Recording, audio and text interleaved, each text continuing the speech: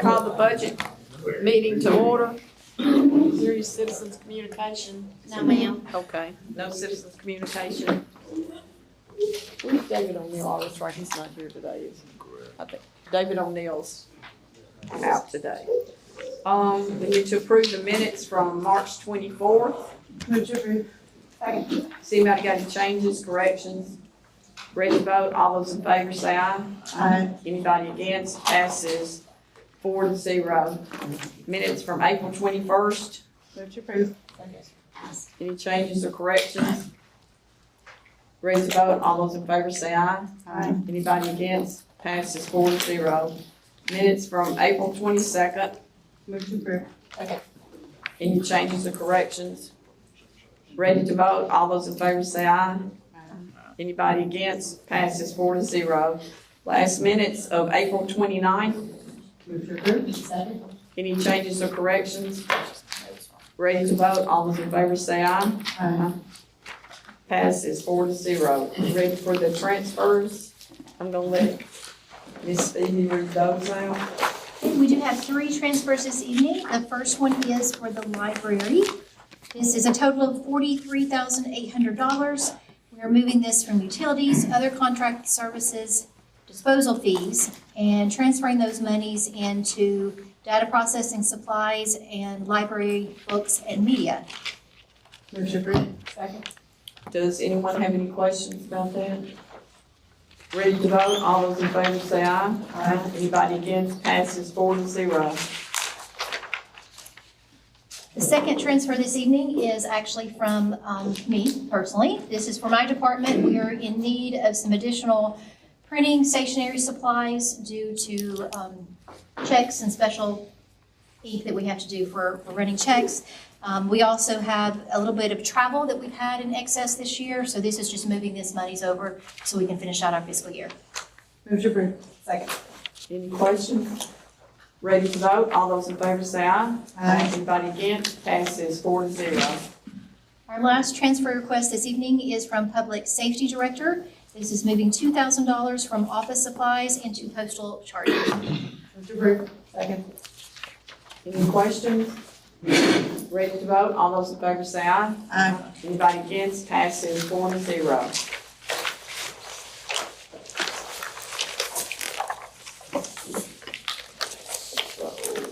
We're ready to start on the resolutions. Resolution 5254, resolution amending the 2024-25 Highway Department budget and appropriating up to $50,000 for personnel needs during severe inclement weather events. Revenues to come from unappropriated highway fund balance. Move to approve. Second. Yes, this is to cover some overtime charges. As you know, we've obviously had some inclement weather this year. We do not budget up front. Obviously, it's kind of hard to estimate. So this is just to get those hours covered. Does anyone have any questions?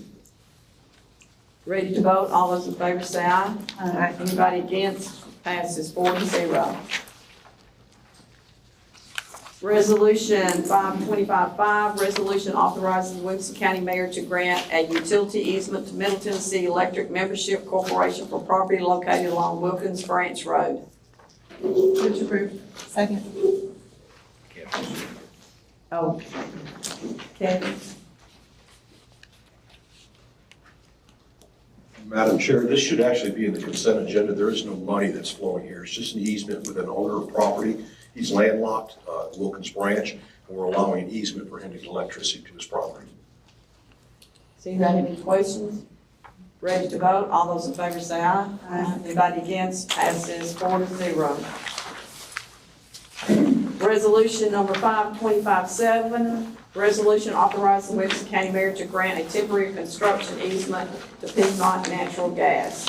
Move to approve. Second. Kevin, come back. Madam Chair, Commissioners, basically Piedmont Gas is expanding the gas for the community out there in Fairview. They want a base and a lay-down yard in the front of our health department, and they're paying us, I think it's just over $1,500 to be able to do that. It will not affect anything that we're doing at the health department during that operation. Does anybody have any questions for Kevin? Ready to vote? All those in favor say aye. Aye. Anybody against? Passes 4-0. Resolution 52510, resolution authorizing the Williamson County Mayor to execute an agreement with the Refuge Center for Counseling to provide opioid abatement and remediation services and appropriating funds for those services. Appropriations to come from opioid abatement funds. Motion approved. Second. I can answer that, Madam Chairman. As you know, every year we allocate funds out of the opioid monies that are given to us. This is part of the effort of seeing that this particular entity gets their funds from which is a refuge center. They're a little late in the game because they had to answer some more questions. It's been through the committee and voted unanimously, as well as Middle Tennessee State overseeing this program for us. Does anyone have any questions? Ready to vote? All those in favor say aye. Aye. Anybody against? Passes 4-0. Resolution 52511, resolution for intercategory adjustment of $10,119,750 for reclassification of coaches for the 2024-2025 budget year. Motion approved. Second. Thank you, Madam Chair. This is a move required by the state related to where particular items are categorized. This is for instructional coaches. The state's created a new category. We're moving it from within this year's budget. No new money. Does anybody have any questions? Ready to vote? All those in favor say aye. Aye. Anybody against? Passes 4-0. Resolution 52512, resolution requesting an intent to fund in the amount of $13,815,425 for the Williamson County Board of Education 2024-2025 security technology needs. Motion approved. Second. Thank you, Madam Chair. This is our five-year capital plan intent to fund for technology and security items. You can see in the one of the whereases near the top, just before the numbers, it gives some of the detail. One of our focus points for safety is access control. The fire marshal actually requires all classroom doors to be locked and closed now, and so we are going through a 3-year process of having an access control system installed as part of our safety measures. We certainly have some folks who can answer any more detailed questions you may have. Does anyone have any questions? Commissioner Smith? Thank you, Madam Chair. So the state, the fire marshal of the state is requiring all the classrooms be locked? Well, that is one piece of it, but yes, and that's actually been in place for a couple of years.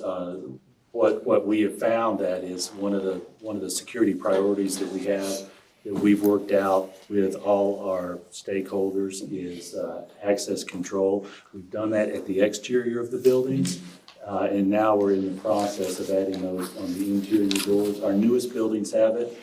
So it's not just because of the fire marshal requiring it, but that's a factor. Because we want to make sure our folks have the ability to get in and out of the classroom doors for safety reasons. Is this something that all the schools across the state are also having to implement? I don't know about that because every county is working on its priorities for safety. So this is one of our priorities to improve safety access. So every school system in the state is required to keep their classroom doors locked at all times except during transition time. I guess the question is like. Or I should say closed and then locked as part of it as well. Sorry, go ahead. Oh, no, it's okay. So I know you said the newer buildings already have this kind That's of. right. As part of it, it's going to be, is this take care of all the rest of the It's a schools? 3-year plan. Mr. King, I'm trying to, sorry. This is year 2. This is year 2 of a 3-year plan. So we'll ask for about the same amount next year. Just in case the recording didn't catch that, we expect to ask for about the same amount next year. Okay, so we're taking care of the third of the schools that don't currently have That's correct. the security capability. That's correct. And obviously, I have no clue on how much this actually cost, but I don't know how many schools this is and what the breakdown is per school. Yeah. But do you have that information, approximate? Like,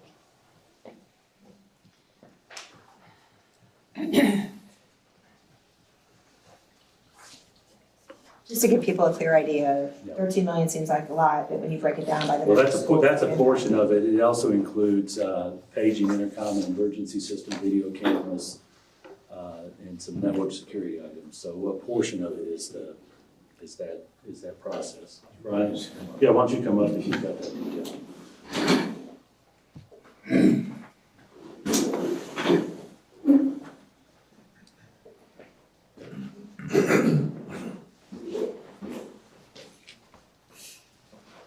Thank you for your question. I don't have the breakdown of price by school, but I can get that. But part of this is the interior, as Mr. Golden mentioned, the access control for the inside. It also covers the infrastructure for that because it's all networked. And it also includes the emergency, the intercom system that also has an emergency paging system with that as well. It covers all three. So you probably could safely say somewhere between $800 to $1 million per school. And it depends on the size of the school, the number Right. of classrooms. Number of classrooms. A high school versus elementary, obviously, is going to be different. Okay. We'll make sure to email that to the commission before the end of the week, the detail. Questions I have? I have a question. So after next year, this gets approved, and next year, what are you gonna be asking for then? Is that gonna cut out the majority of this? Would it be a little amount? Well, it's a possibility. We're doing a constant analysis of safety issues. I will tell you, just to be as clear as I can, I don't think there will ever be a year that we won't be looking for some safety improvements. I think it's gonna be a constant battle. And part of it is trying to keep up with issues, and part of it is trying to stay ahead of issues. So from a money perspective, I think it will vary. The state actually has an assigned safety person for every county who we consult with, and of course, we consult with local responders as well. So we have a priority list, and that priority list alters and changes as conditions change for safety. I will tell you, this is a substantial cost. The video cameras is an example. We will upgrade those from time to time. So there's usually some cost related to those most every year. Then Brian, there are some others that will work on just maintenance from year to year. Yes, But from a safety perspective, this 3-year plan does have a substantial expense. But hopefully it will go down Yes. a lot the next time, right? You got any more questions? Yeah, just out of, it's, again, it's another one of these, I know we need to keep our schools safe, but I'm wondering how small counties that don't have these bigger budgets, how they're gonna be able to afford to keep up, Yeah. and whether the state's, gonna put any money into, making our schools safe. It's becoming more and more of a financial challenge for us and for, I'm sure, other counties. And to that point, every county does have different priorities. Our county commission was ahead of many counties for SROs, and I've talked repeatedly up here and at other places. Our number one best safety measure is those law enforcement officers in that building. And there's an expense with that. So some counties were trying to catch up even with that. I'll give you another example that is being discussed. Panic buttons that folks wear across their necks. We're not ready to make a purchase there, but we're evaluating those, and other counties are evaluating those. So it really is about a priority based on conversations we have with law enforcement, first responders, and our state consultant. Almost And like it'd be occasionally- cheaper to have an extra And occasionally, SRO, so- oops, sorry, go ahead. I'm sorry. Oh, no, you're good. Well, and you're talking about the rural counties, guess what? They get a lot more money from the state to cover things than we do. We get some grants occasionally from the state. All right, has anybody got any more questions? Ready to vote? All those in favor say aye. Aye. Anybody against? Passes 4-0. Resolution number 52513, resolution requesting intent to fund an amount of $12,153,000 for Williamson County Board of Education 2024-2025 major asphalt roofs and HVAC needs. Move to approve. Second. Thank you, Madam Chair. This is the next of our 5-year capital plan intent to funds for maintenance efforts. You saw the description, Madam Chair, that you read. Certainly open to any questions you may have related to that. I will mention one conceptual issue. We have about 50 school buildings, and we do come to you every year for maintenance. You guys have been good to us to help maintain those, and we try to be frugal in our request, but it is substantial. Any questions? Just one point of clarification, this is different than the 14 million. That's correct. We do annual capital that we bring with our regular budget. I can't remember specifically, one of the members of this committee asked us last month or the month before, bring these intent to funds that you intend for next year a little bit early so that we can look at the full picture of our budget. And Madam Chair, I think it was you, thank you. So we brought these just a little bit ahead of what we typically do because Commissioner Herbert wanted to make sure that you guys had a full picture. So yes, it is different. And Brian, I'm not gonna even do a motion to cut it, believe it or not. Thank you very much. Y'all got any more questions? I just kind of want to trying to tally this in my head, the intent to funds that we're looking at this year on the capital. Because that's the other 14 million, that would be another intent to fund too, correct? And we're That's right. looking at that full amount for this year for all of these. So you probably got a better idea than I do for, then we got the county ones, which is the 23 million. So we have around 23.7 million that we're looking at currently for the county. That is projected just based on that summary sheet that we spoke of last time. The 4 that you have here, these 2 in intent to fund, and then you should have, there's 2 more following, will make up about 29.9. So that leaves us, I did not include the 14, but with that, it's still about 70 million. And then there's still possibly another 20 million we'll need to take out on the jail project, possibly. Depends on the timing, but I mean, it is possible. So we're looking at an additional 90 million.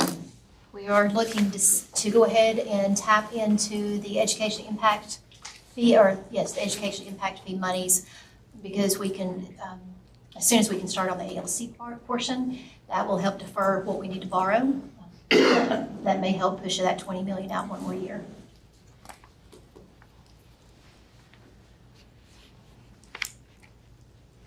Any more questions? I don't know what you can. So some of the educational impact fee might still be applied to this 13, 12, or 14 possibly. Did we actually look into that? I know that was one of the questions that Commissioner Irwin had. It is, but at this time, these have not been identified as growth. These have all been identified as replacements or repairs. And that we cannot use education impact fee for that money. So what you have approved so far this evening, there is nothing that we can use for education impact fee money. Any more questions, Commissioner Smith? Ready to vote? All those in favor say aye. Aye. Anybody against? Passes 4-0. Resolution 52514, resolution of Williamson County Board of Commissioners approval of an intent to fund up to $6,600,000 in the first draw of $3 million for the renovation of Hillsborough K-8. Motion approved. Second. Thank you, Madam Chair. This item and the next one are for some renovations that we have planned staggered out through our 5-year capital plan. It's the renovation of the Hillsborough K-8 school. Superintendent Golden? Yes, ma'am. Oh, did we get a motion? We did. Can you explain what your plans are for the renovation? Sure, and I'm gonna have Brian come up and give a little bit of additional details. So when we renovate, and we started with our older schools and worked our way up, we include replacing door structures, replacing ceilings, flooring. In Hillsborough specifically, we're adding a safety measure, which is a double entrance. I don't know how many of you all have been to the Hillsborough school, but that design opened up from the front door into the hallway. So we have done something temporarily that just creates a little bit of a partition, but it's open at the top. So we intend to add something there to Hillsborough as well. Brian, any additional detail? I have Mayor? one. Jason, I'm gonna make a motion to reduce this $3 million, or $3,600,000. Because I don't, we won't go to market on this till October, November, which means the money won't become available until December, January. You probably won't do that work until summer because of the invasiveness of the work. Plus, a few years ago, these intent to fund caused all kinds of problems with the incoming, and we'll have new county commissioners next year. And so, in essence, we're giving $3,600,000 to you. That the next series of county commission and probably at least half of your school board have not had a chance. So I'm not against what you're doing, but this resolution and the next one, I'm gonna knock out the intent to fund on the excess amount that you don't need this year. Thank you, Mr. Mayor.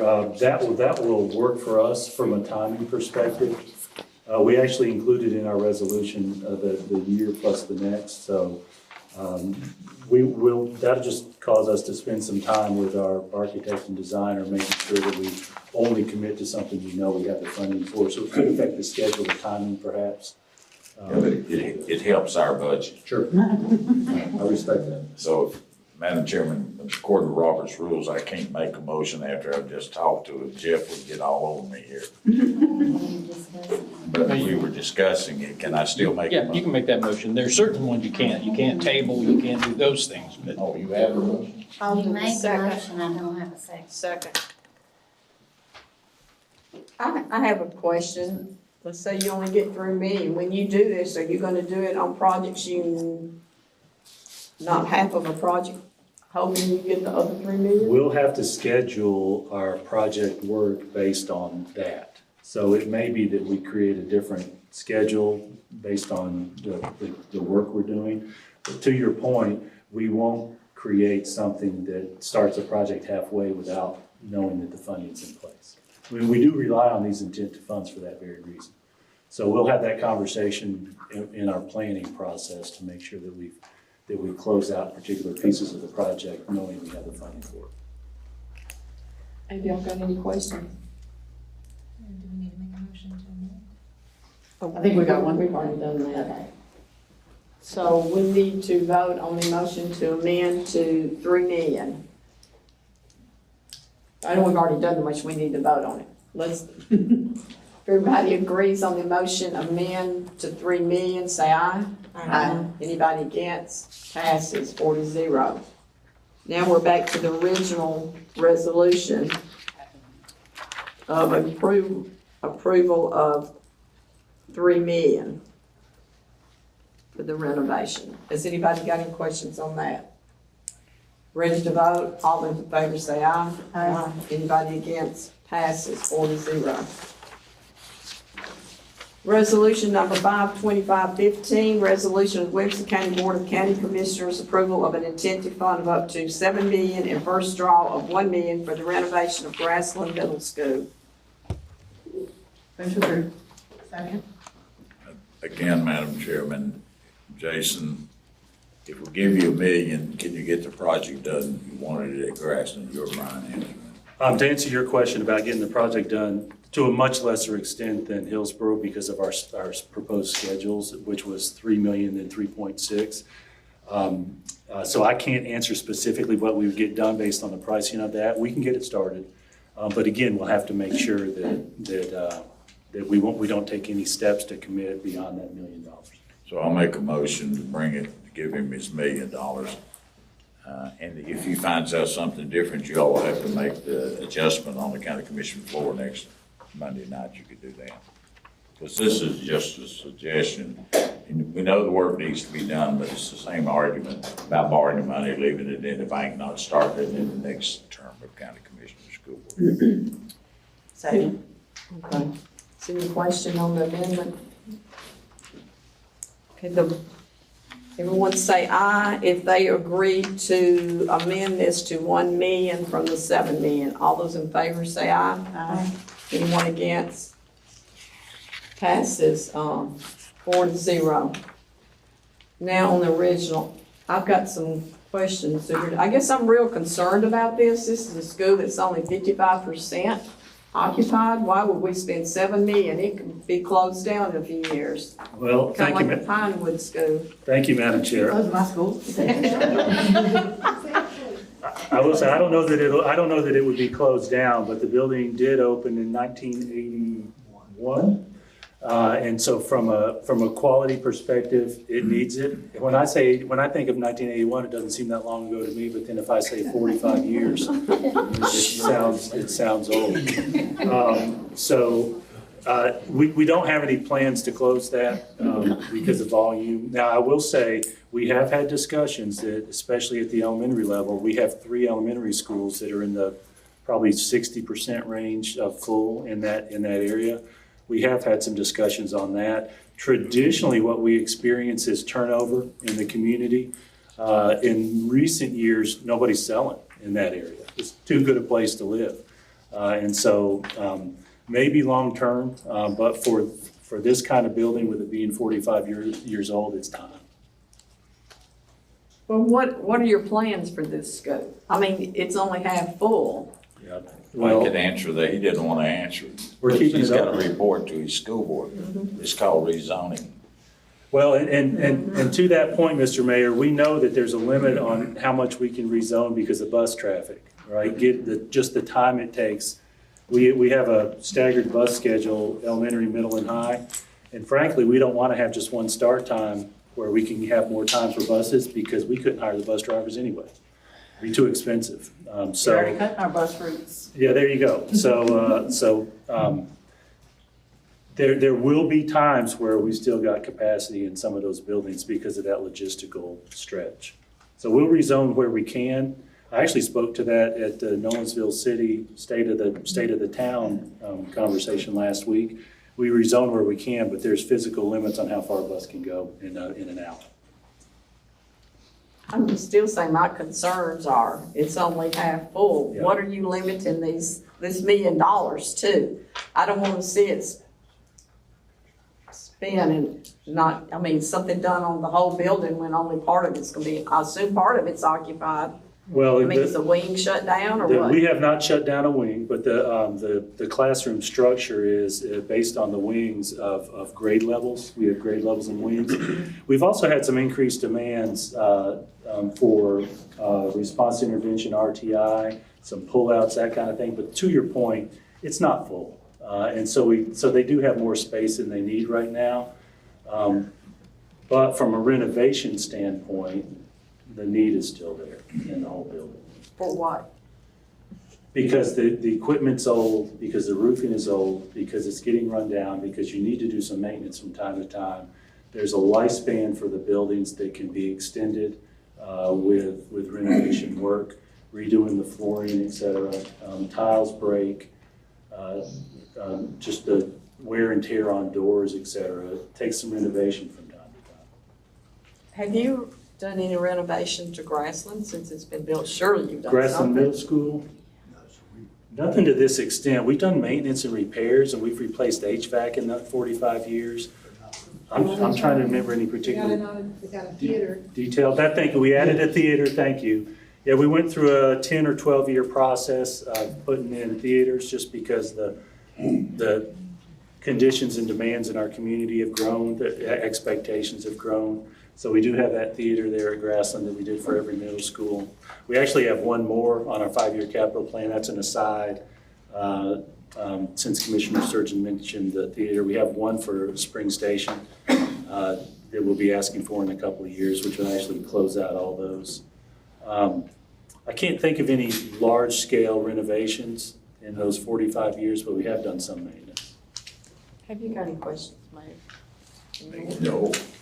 See, anybody else have any questions? Commissioner Smith? Just one quick question, Madam Chair. Is that, so I know that because this area, like you said, there's not much turnover, Is there also any possibility of thought process, because I know you guys have been waiting on, central office space too, to utilize some of these buildings for that purpose? Thank you for that question. We are actually using a few classrooms at Hunter's Bend right now for that very thing. Some of our instructional folks have moved in to a couple of those elementary classrooms, and we do that from time to time.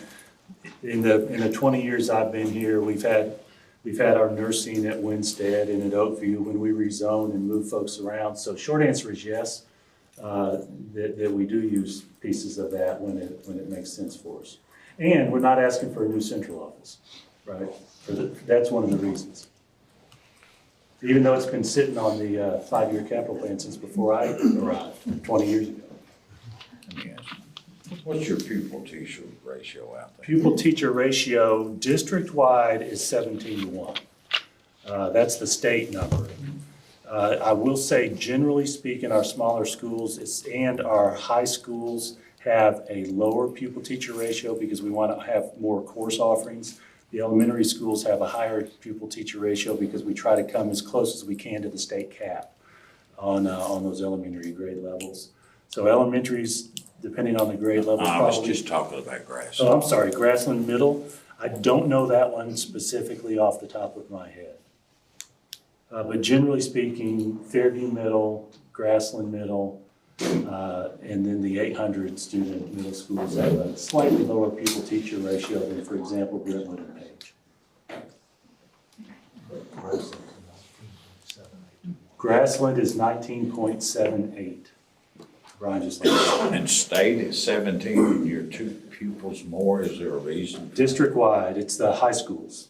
Because we have all the additional AP classes, et cetera, the high schools have a lower pupil-teacher ratio to make sure we have those course offerings. Thank you. Yep. I'm gonna go back to this. So are you gonna treat this meeting as this may be the only meeting you get and use it carefully and not use half a project? I think you've answered the question with a question, yes. We have to, right? Because we know we will not commit to a contract unless we know we have the funds. So that will take us going back and asking, what is our number one thing we've got to do right now at Grassland Hill? Okay. Any more questions?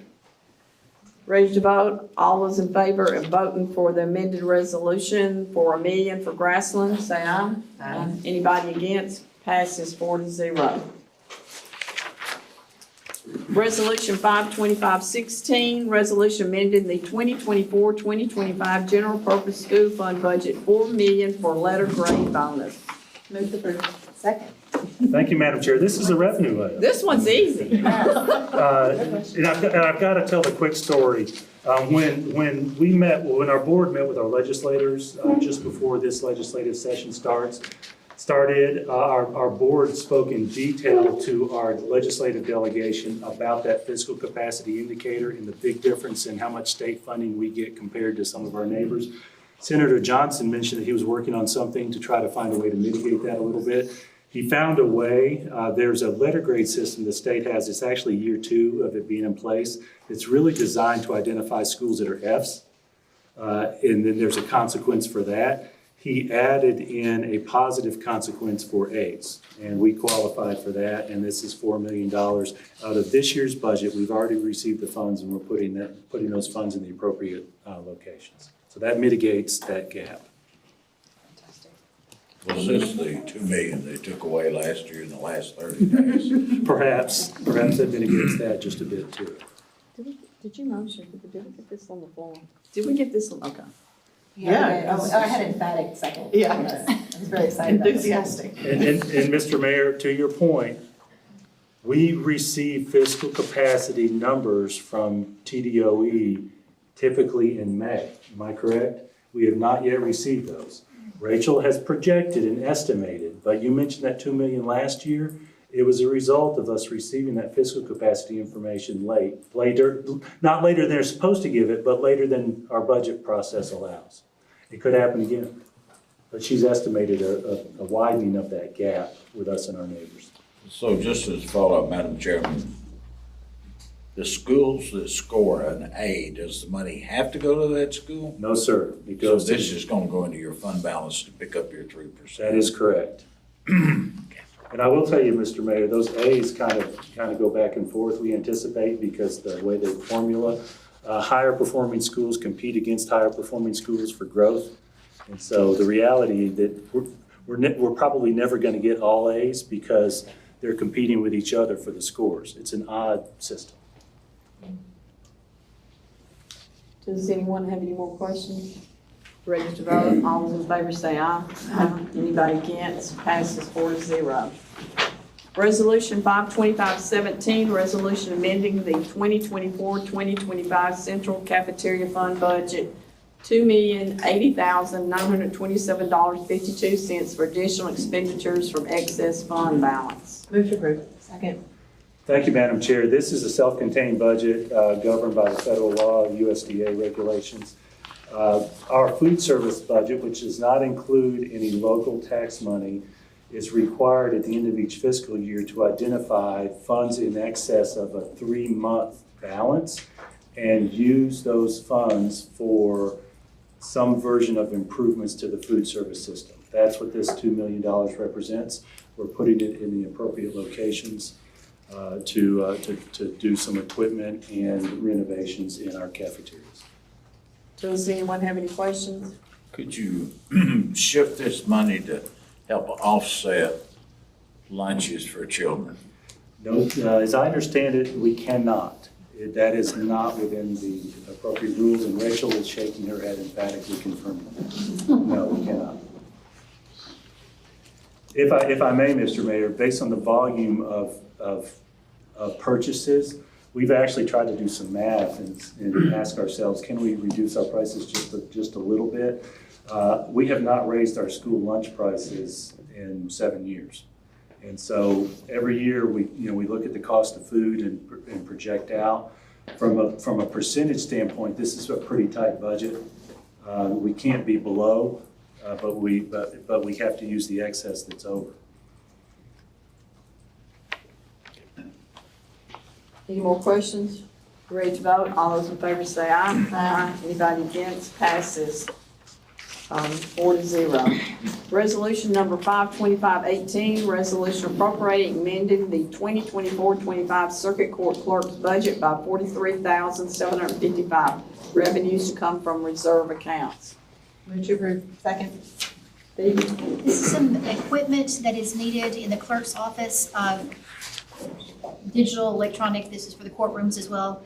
This is coming from their reserve funds, so this is just pulling from what they have collected throughout the year in their fees. Does anyone have any questions? Ready to vote? All those in favor say aye. Aye. Anybody against? Passes 4-0. Resolution 52519, resolution appropriating and amending the 2024-2025 library budget by $640, revenues to come from donation and memorials. Move to approve. Second. These are some donation monies that the library has received, and this is accepting those funds and putting them into the expenditures that they may spend those funds. Does anyone have any questions? Ready to vote? All those in favor say aye. Aye. Anybody against? Passes 4-0. Resolution 52520, resolution appropriating and amending the 2024-25 Animal Center office budget by $26,000 for the purchase of a vehicle, revenues to come from donations. Move to approve. Second. This is probably another one. So this is some donations that the Animal Center has received, and we have actually, this was for a vehicle that was at one time on their capital request, and it was pulled off, and so we are utilizing these funds instead of adding this to her capital request for a vehicle. Does anyone have any questions? Ready to vote? All those in favor say aye. Aye. Anybody against? Passes 4-0. Resolution 52521, resolution accepting donations from Kevin and Kelly Cox on behalf of the Sunrise Dog Walking Volunteers of Williamson County Animal Center and a grant awarded by Petco Love for drugs and medical supplies and appropriating and amending the 2024-2025 Animal Center budget by $2,053. Revenues to come from donations. Move to approve. Second. Again, these are donated funds, and these are just putting these in their operations so they may move spending those this year. Andre, did you want to say anything about this donation?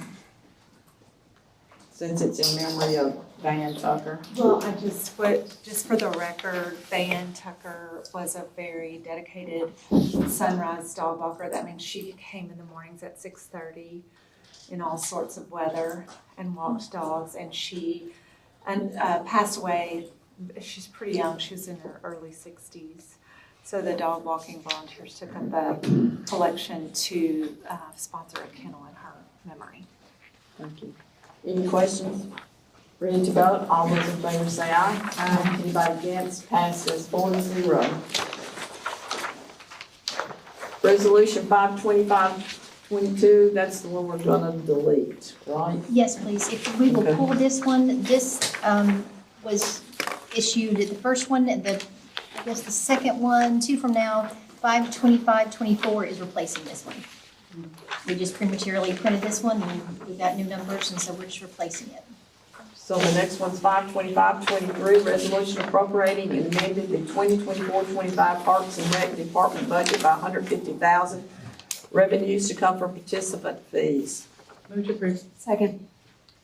These are funds that have been received from participants in the program, the Performing Arts Program, and this is putting this into their contract line so that we can pay the portion to the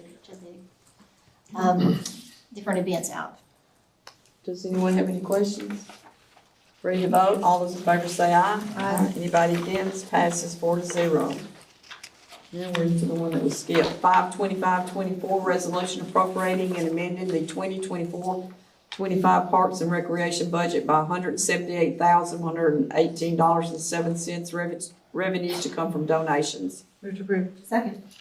So we have received several donations from different organizations. As you can see, the Convention Visitors Bureau for the Senior Olympics for $17,500. We've also received some donations from the community choir and South Williamson Youth Athletics. These are their fees for participating in the Heritage Park facility for $7,500. And this is just distributing those funds accordingly so that we may pay out for the maintenance and for the officials who oversee those games. Does anyone have any questions? Ready to vote? All those in favor say aye. Aye. Anybody against? Passes 4-0. Resolution 52525, resolution appropriating and amending the 2024-25 Public Safety Emergency Communications budget by $36,000. Revenues to come from contributions received from the Emergency Communication District. Move to approve. Second.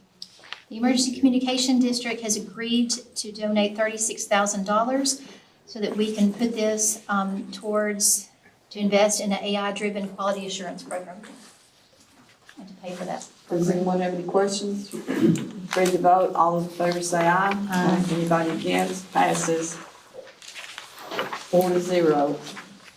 Resolution 52526, resolution authorizing Williamson County to participate in an education incentive program by matching the state incentive payment for qualified volunteer firefighters and establishing a similar program for qualified emergency response personnel in Williamson County and appropriating and amending the 2024-25 public safety budget, revenues to come from state of Tennessee and unappropriated county general fund balance. Move to approve. Second. These are funds that we have received, as you will recall, the last couple of years for our volunteer firefighters. They are required to fulfill certain training and certain obligations, and if they do so, then they are qualified for these funds. The state program is for $67,000. The county has also agreed to match in the past, and that's what this is for us to match that incentive for those volunteers. Does anyone have any questions? Ready to vote? All those in favor say aye. Aye. Anybody against? Passes 4-0. 52527, resolution appropriating and amending the 2024-25 county clerk's budget by $50,000, revenues to come from reserve account. Move to approve. Second. These are funds that have been collected in the county clerk's office. These are the data processing fees that can be used for personnel that work and obviously issue those tags and those different jobs. This is for $50,000 to put that towards overtime rather than coming and pulling that from fund balance. Does anyone have any questions? Ready to vote? All those in favor say aye. Aye. Anybody against? Passes 4-0. Resolution 52528, resolution adopting a generative artificial intelligence policy for Williamson County departments. We're gonna let Sean. Can I get a motion? We're gonna approve. Second. This policy lays out some governance on the ethical use of AI, how it can be used, what information can go in it. It's just trying to get ahead of what I know is coming in this arena. But there's no cost or in or out. Just your time. Policies. Just a policy, it outlines, in the policy, it outlines consequences of misuse also of AI generation. Generative AI, this does not apply to predictive AI, only generative. Generative AI creates content, predictive AI uses data that's already exists. Does anyone have any questions? We deal with this all the time, so glad to see you put your policy in place to oversee it. Ready to vote? All those in favor say aye. Aye. Anybody against? Passes 4-0. Next one is 52530, resolution authorizing Williamson County Mayor to enter into an interlocal agreement with Middle Tennessee State University concerning opioid abatement grantee data tracking and evaluation. Move to approve. Second. This is to authorize the mayor to enter into a contract. We did this past fiscal year. We have contracted with Middle Tennessee State.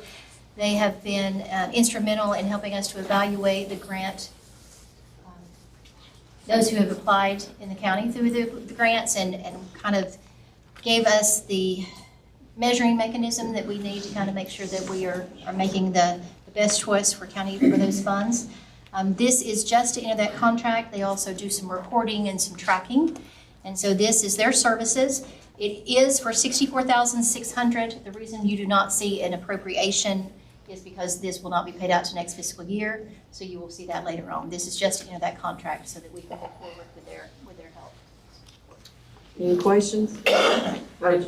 Just point out that even the county intends to pay it from opioid abatement funds. Yes, In yes. the further year. That is correct. It is opioid funds. Any more questions? Ready to vote? All those in favor say aye. Aye. Anybody against? Passes 4-0. Resolution 52531, a resolution authorizing a continuous 3-year reappraisal cycle and approving the plan for reappraisal in Williamson County as submitted by the assessor property for Williamson County. Move to approve. Second. Where's Brad at? Would you like to come up? We'll put you on the spot.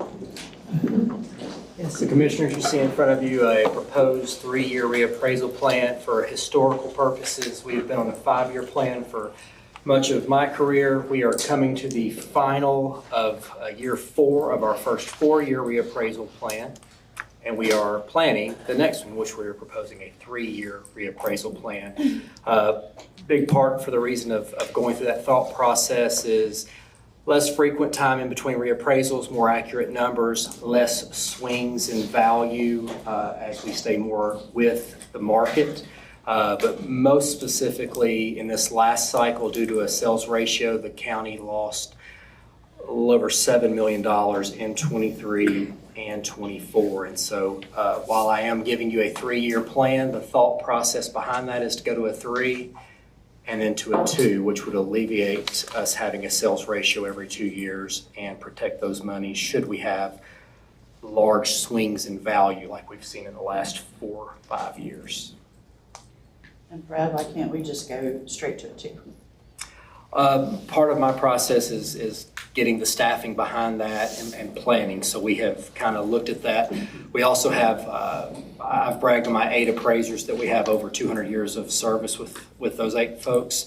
We have a lot of those that are retiring, so we're trying to find and bring in the new folks now to get those trained up and trying to do that in a smart way that we don't hurt ourselves going too quickly. Thank you.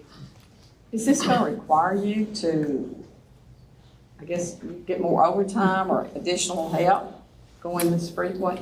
We will be hiring. We've been lucky enough with some of the technology that we've added over the last few years to not rehire some of our retirees and people that have moved on. So we currently have 4 open positions that we will not have open. Hopefully this time next year, we'll start bringing those folks on to implement this 3-year with the plan of going to that 2-year as well. So we're not asking for additional people, but we will be utilizing some vacant positions that we currently have.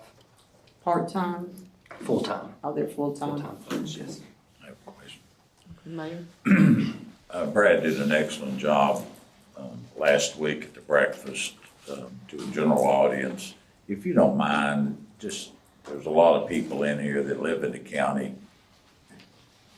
Give that 3-minute snapshot of where we are, how much we're growing just since the last appraisal. I think that's very important for people to know, and how we rank on 95 counties where Williamson County is, because that's a real tip of the hat to you and to all of these county commissioners that are in here. Yes, so I mean, it's pretty wild to watch the numbers grow the way they have. So at the last reappraisal, 2021, we have grown, the assessed value has grown about 52% overall.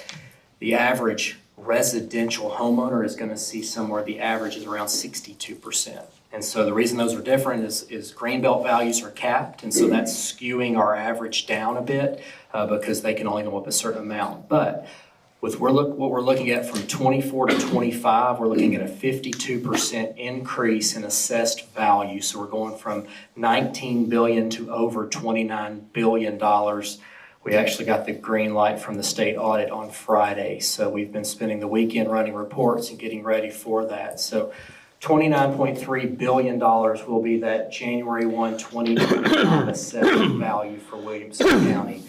Give you perspective, in 2006, my first reappraisal in Williamson County, we were sitting at $4 billion.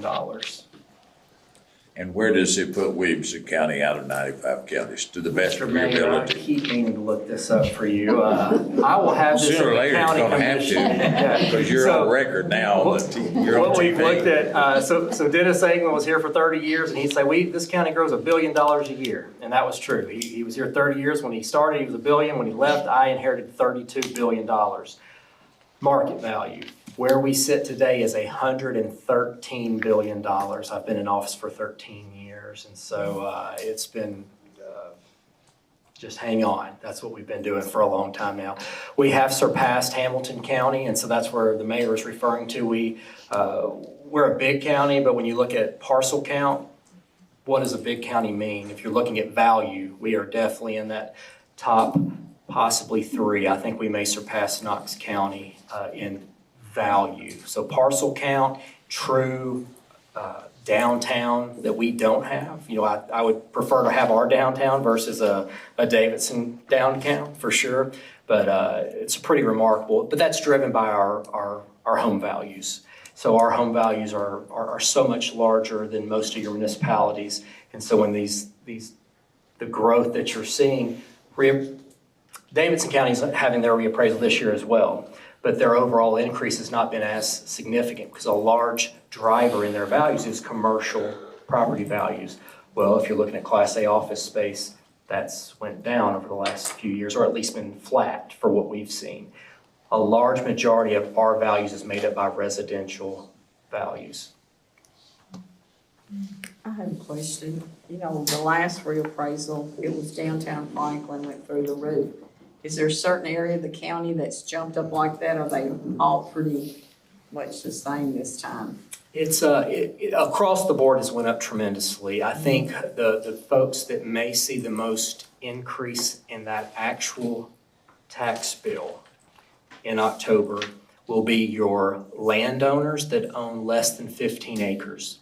So if you own less than 15 acres, you're not in Greenbelt, you don't get that abatement for your farm.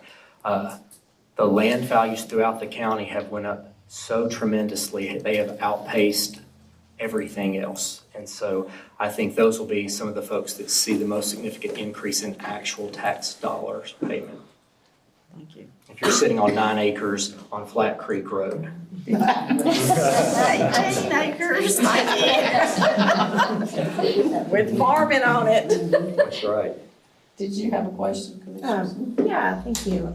So I know that our little cards are gonna be coming in the mail really soon. When should we expect those? So our original projected date that we put out 8 months ago was May 9th. And we are still pressing for that number. The goal, I just want to hit that number, which would be Friday. So we have sent our extract file that was finally approved or completed this morning. We've sent that to the printer. We're waiting on proofs from them. We expect to get proofs tomorrow, Wednesday, so it's still possible they could go out on the 9th. Looks more like Monday of next week. Okay. Just want to be prepared. Yes, me too. And what you have in front of you is just the detail of how we will execute that 3-year reappraisal. So it's the number of parcels we're reviewing per year, which maps we're looking at, how we're going to achieve that with our personnel and staff. Any more questions? Ready to vote? All those in favor say aye. Aye. Anybody against? Passes 4-0. Resolution 52532, resolution authorizing the Williamson County Mayor to enter into an interlocal agreement with the City of Fairview, Tennessee related to the annexation of non-continuous parcels with the urban growth boundary. Move to approve. Second. Who wants to do this? I can do it. I was looking for Mike. I don't see him here. There it is. Mike, I want to touch on this resolution about the annexation out there at Fairview.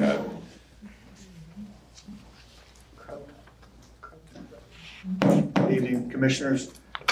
So this is an annexation that the City of Fairview is doing of a non-contiguous property, meaning that the parcel that they're annexing isn't contiguous with their current boundary. And any time that there's a non-contiguous annexation that takes place, there needs to be an interlocal agreement addressing road maintenance and that sort of thing. So that's what this has to do with. Does anyone have any questions? Commissioner Stern? Why are they annexing this land? You probably need to ask the town of Fairview, but there was a request by the property owner to annex it. My understanding is that they feel like they can get a few more lots in the town of Fairview than they could in the unincorporated county. I think that was the genesis of the request. Any more questions? Commissioner Smith? Yes, thank you. Just a point of clarification. So they can annex as long as it's with the urban growth boundary and does not have to be contiguous. It just has to be in the UGB. Is that correct? So according to the state, there are even ways that they can annex outside of the UGBs.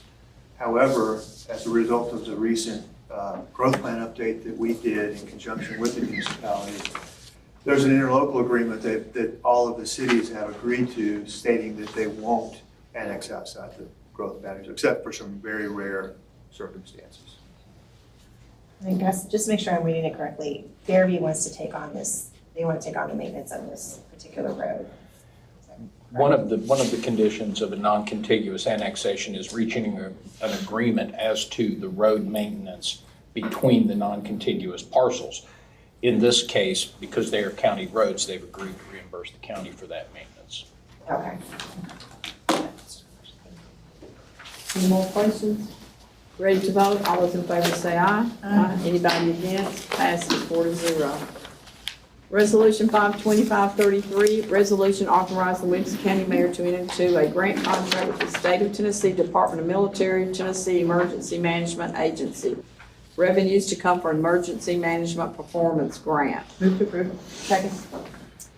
Yes, this is the emergency management grant. This is their annual grant that we receive. The funds are already appropriated in the original budget. This is just to go towards their salary cost.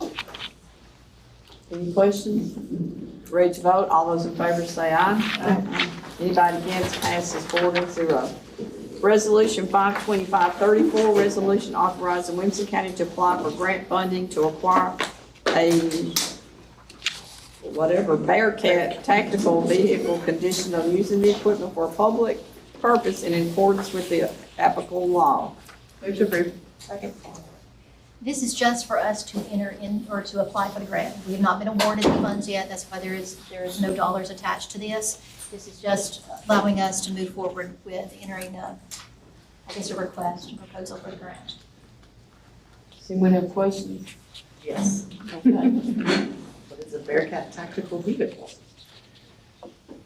It's a military vehicle, I guess is the best way to put it. Williamson County used to be in possession of one. I don't think Chief King is here tonight, but this is a vehicle that was requested through Connor Scott. I know you're here, you may have to help me out a little bit, but this is for the 5th District, is that correct? For the use by all? Correct, funded by the emergency management grants. Yeah, you want to come up and help me with this? Just to the extent that it was part of the request that isn't a larger piece of the puzzle, if you will, and then this is something that we requested, we were in line for.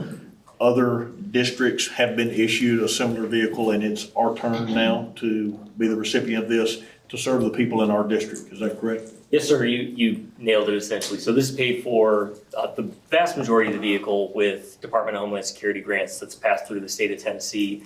And as the sheriff mentioned, there's a regional initiative to have similar vehicles throughout our region in the state so that those vehicles can be shared. They have similar components. They can do similar training so they can back each other up. And other jurisdictions in our region have received similar vehicles. And it essentially is Williamson County's turn. While it is, when you see it, it would look sort of like a military grade vehicle. It definitely has a purpose in terms of local county response. Really the biggest thing that you typically see these vehicles used for is for officer rescue when there's a situation where an officer is down, we need to go into an unsafe area to pull them out, or barricaded subjects where we need to get close to a building, other purposes like that.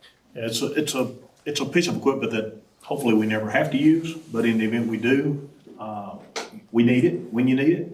And not only us, but anyone in the 5th District would have access to that resource as well. In the event that we had a riot or something of that magnitude that required an armored vehicle, if you will, then this would be something that we could take into a situation or a scenario that could potentially be very dangerous. But this will be funded completely by a grant, or No, ma'am. is This will, expecting for us the to? majority of this would be funded by the grant, and I think it would leave us with a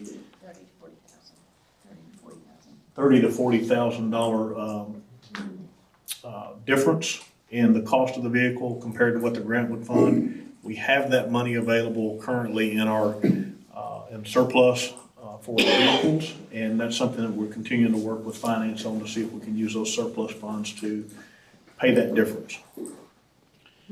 Madam Chairman, and both the sheriff and Connor have indicated the word 5th.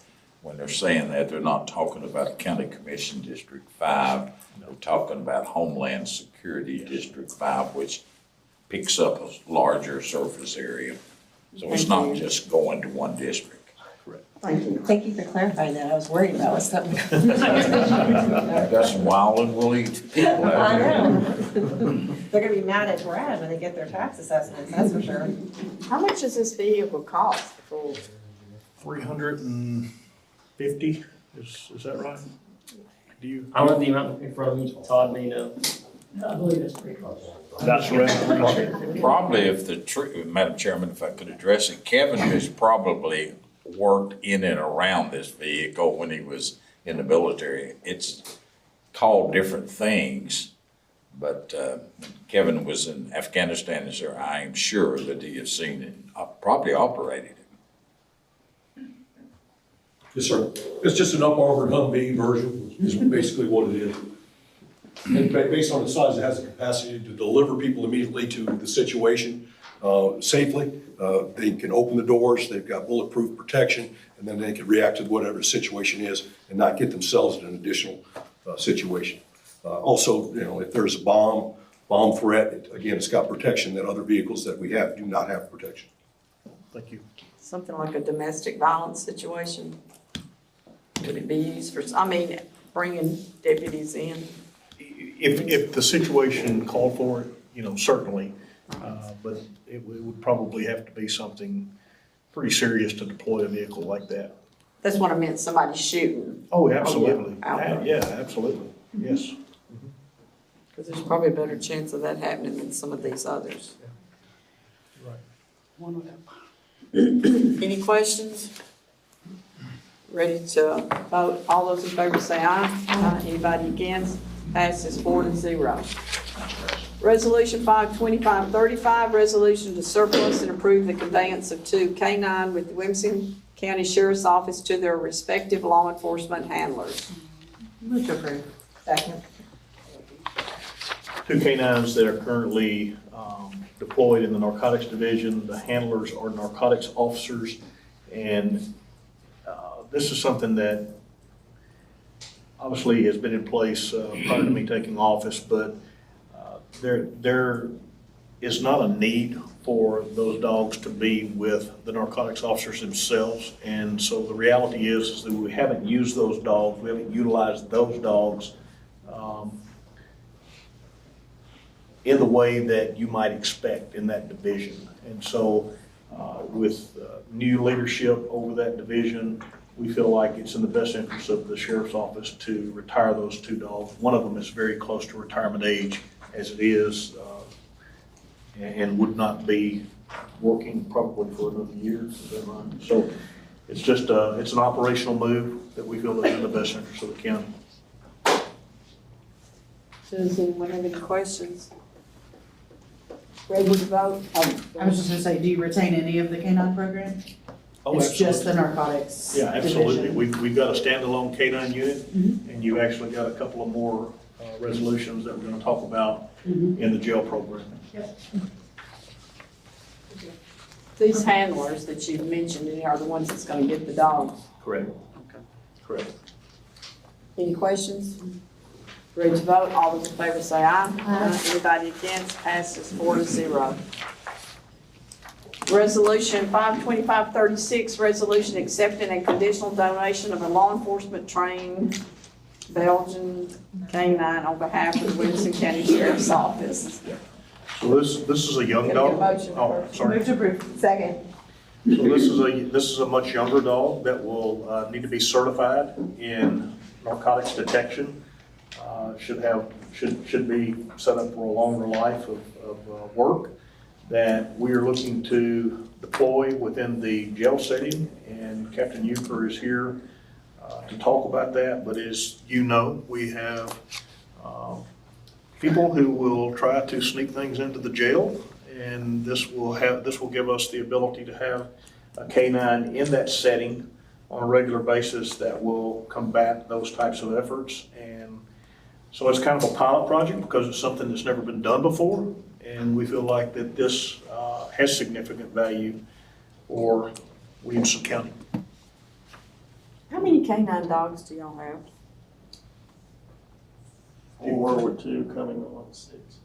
So it'd be a total of 6 after you retire the 2 and add this one plus one more that we're fixing to talk about, would leave us with a total of 6. No, does that include that didn't include Amy's, right? 7. No, it doesn't include, I'm just. Be 7. 7. Does anyone have any questions? Ready to vote? All those in favor say aye. Aye. Anybody against? Passes 4-0. Resolution 52537, resolution accepting the donation of a 2025 enclosed adoption trailer for Mark and Cindy Enderly through Friends of Williamson County Animal Control on behalf of Williamson County Animal Center. Move to approve. Second. Do you want to speak, or does Andre on this? I'll defer to Andre on this one. The Enderleys are really great donors for us, and this is the 3rd year in a row they've given us approximately $50,000. This was a little bit over $49,000 for the cost of this trailer. Thank you. You can get more donations than you know. Any questions? Ready to vote? All those in favor say aye. Aye. Anybody against? Passes 4-0. Resolution 52538, resolution declaring certain Williamson County Sheriff's Office owned weapons surplus. Move to approve. Second. Sheriff? These are weapons, I think we may have touched on this last time, but these are weapons that need to be replaced. And so this is the resolution that actually will give us the authority to surplus those. Any money that we receive from the trade-in of these will go toward the purchase of the new weapons. Is this the rifles? There's a list that you should have there accompanied. It's several Glocks, 40 Glock 43Xs and some Remington 870s, which are shotguns, some uppers, and a couple of M&Ps. So one Bushmaster AR-15. This is not the rifles that we talked about last time. This is some other weapons. Any more questions? Ready to vote? All those in favor say aye. Aye. Anybody against? Passes 4-0. Resolution 52539, resolution accepting a donation of a trained Labrador Retriever canine on behalf of the Williamson County Sheriff's Office. Move to approve. Second. Sheriff? This is something that we're partnering with the Secret Service to deploy a canine within the jail setting again that will be certified in the detection of electronics. And you know, I'd really like to bring up Captain Euchre. Do you mind talking about the potential use of that canine as we're looking at deploying this project? Yeah, so we have a lieutenant right now in training down in Birmingham, Alabama. It's a 2-week training program. They give us the dog and most of the equipment to go with it. This dog can be utilized both inside the jail setting, searching for electronics like cell phones, stuff like that they may be able to smuggle in. But this will have a dual purpose where it can also go out and work with Criminal Investigations Division when they serve ICAC warrants, looking for cell phones and stuff that some of these people may have hidden in their homes that have child sexual abuse material on it. So we used to have a dog like that retired with Lee Eves, and we're just going to use this donated dog to continue that program. I guess I have a question. How do y'all get all these donated dogs? Just pure love. Answer the phone. We're trying to give Andrea a run for her money. She's trying to give away dogs and you're taking in dogs. Exactly. So yeah, this will, if we receive this dog in donation and we train this dog, it'll be the only canine that we have that'll be certified in the detection of electronics. Does anyone have any questions? Ready to vote? All those in favor say aye. Aye. Anybody against? Passes Maybe 4-0. Andrea has some smart dogs in the program. Yeah, can you train us our dogs? Resolution 52540, resolution authorizing the transfer of certain Parks and Rec Department surplus property to Houston County, Tennessee. Move to approve. Second. Do you want to speak or just forward? Or you may have stepped out. This is just Sophia over here. And ask people if they wanted me to speak on it, or you. I thought we just had 2 resolutions. I apologize for this. No, this is some surplus, we actually kind of sprung it on him, because this is surplus vehicle that had already been set aside to be included in the next auction. However, it has been identified, it is Parks and Rec equipment, or I guess excess tables and things like that. And we are wanting to now donate them to a neighboring county. Yes, these, I know what this is now. Everything that's on here, in the past, we would have good luck transferring this equipment over to the sheriff's department. And they would scatter it around. They've had places at the courthouse and other places where they would use this.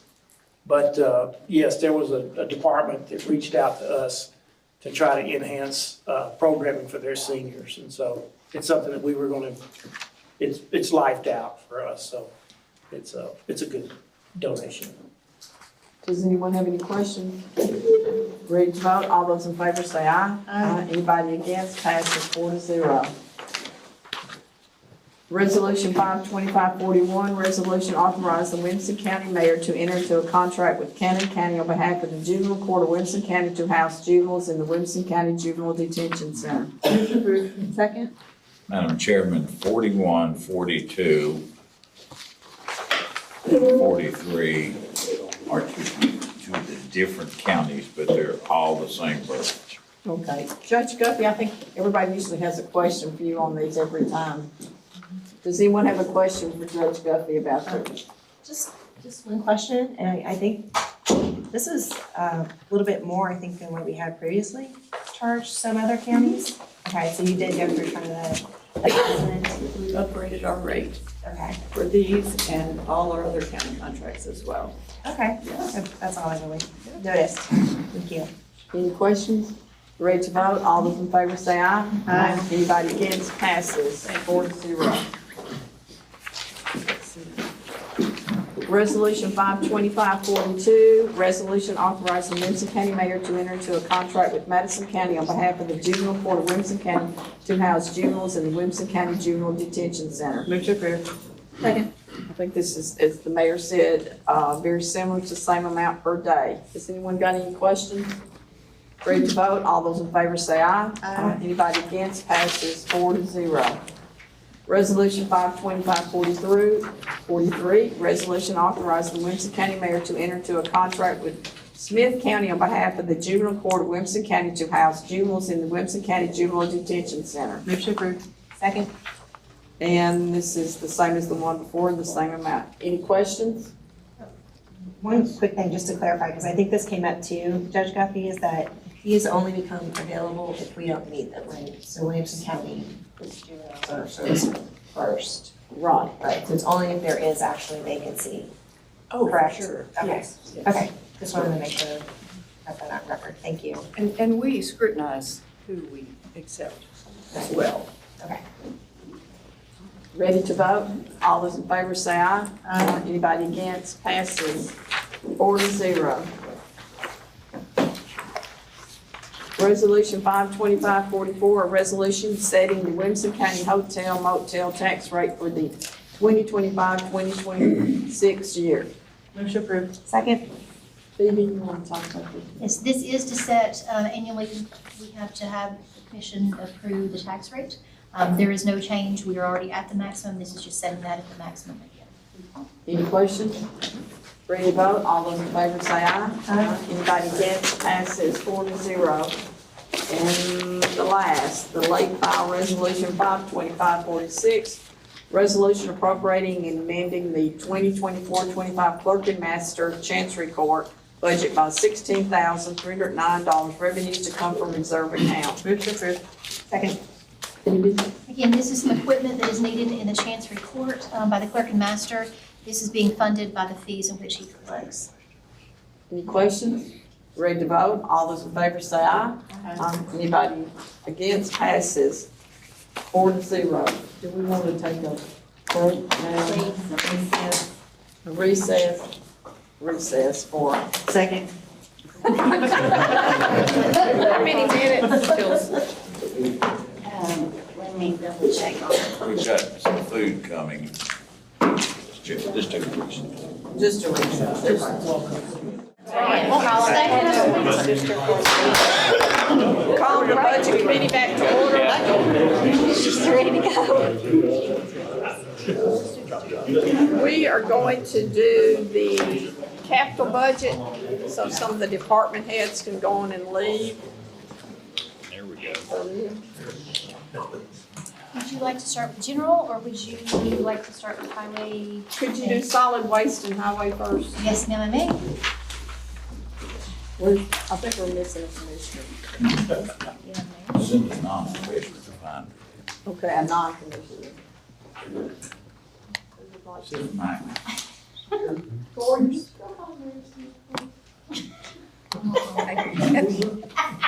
No, I'm not. Hey, tell her it's overtime. Oh, okay. Wow. Wow.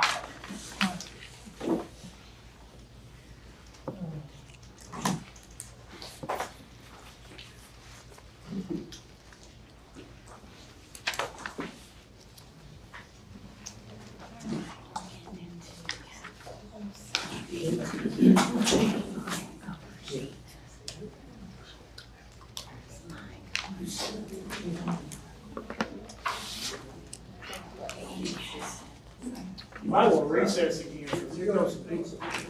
Come on in. Keep on working.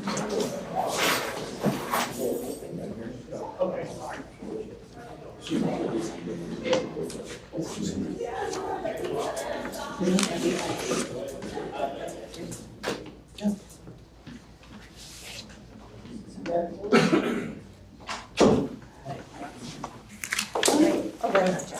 We're gonna go on, can we do the solid waste capital? Phoebe? Yes, ma'am. So the solid waste capital request for a total of $3,589,900. As you can see on your summary sheet, this includes upgrade for liner for class 3 to landfill, the roll-off truck, we're asking for 2 of those, a dump truck, and then the leachate tank added to that west side, and the College Grove Convenience Center site plans for construction. I would like to mention that we have applied for a grant that we are hoping will pay for the roll-off trucks and possibly the dump truck. If not, there is sufficient funds in their fund balance to cover the cost of all of this. And Mac is here to go into detail for any questions. Move to approve. Second. Is any questions to vote on funding the capital for solid waste for $3,589,900? Ready to vote? All those in favor say aye. Aye. Anybody against? Passes 4-0. Thank you. Thank you. For the highway fund, there is a request for capital in the amount of $4,985,000 even. This is for corridor study projects in the amount of $4.1 million, 2 pickup trucks, some traffic signal boxes, some dump truck, an axle for the dump truck, and then again, 2 more dump trucks. And actually, Mr. Hood is here if you have any questions. Move to approve. Second. Does anyone have any questions? All right, ready to vote on the highway capital projects of $4,985,000. Everybody that's in favor say aye. Aye. Anybody against? Passes 4-0. No pizza for you. No, I'm just kidding.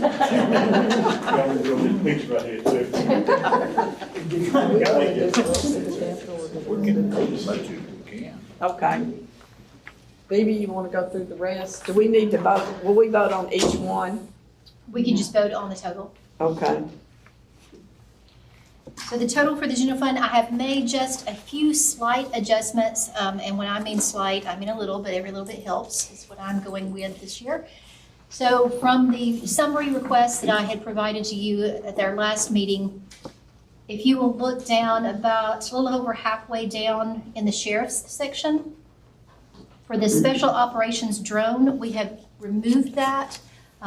As we spoke of last time, if we move forward with the Axon lease, drones are included in that lease, and so that $61,000 that we originally had will no longer be needed. So that will remove some of that money, which also in correlation removes the request, reduces the amount of fund balance we'll pull. And then the very last item on the summary sheet was for some ag park carpet for the arena floor. We've also just pulled that. That was in the amount of $50,000. We have found some additional funds closing out some projects and closing out some purchase orders. We think we can go ahead and fund that without having to pull that additional money from fund balance as well. So the total amount we are looking for capital request is $34,498,756. Be happy to take these one by one, or if you have any questions. I don't have a question. I want to be sure everyone knows under the sheriff's Axum, the taser, you take the drone out, the $2,295,116 is the capital request, but you're also voting for how many years, Sheriff? It'll be a total of 9 additional years, and we're already 1 year into the contract on a 5-year. So that $20 million number that you see in the light green column under lease, the only one there, that you're committing to tell his vendor that's working with us over a period of 8 more years, correct? Correct. Well, no, 9 more years. 9 more years. So you've got 9 more years of leases of whatever that number happens. Is that the number of 2295116? Is that right, Jen? Yes. So you're committing for 9 years of a lease on this equipment as opposed to purchasing. Yes, and may I also add, Madam Chair, this is a lease that will have to go through the comptroller's approval.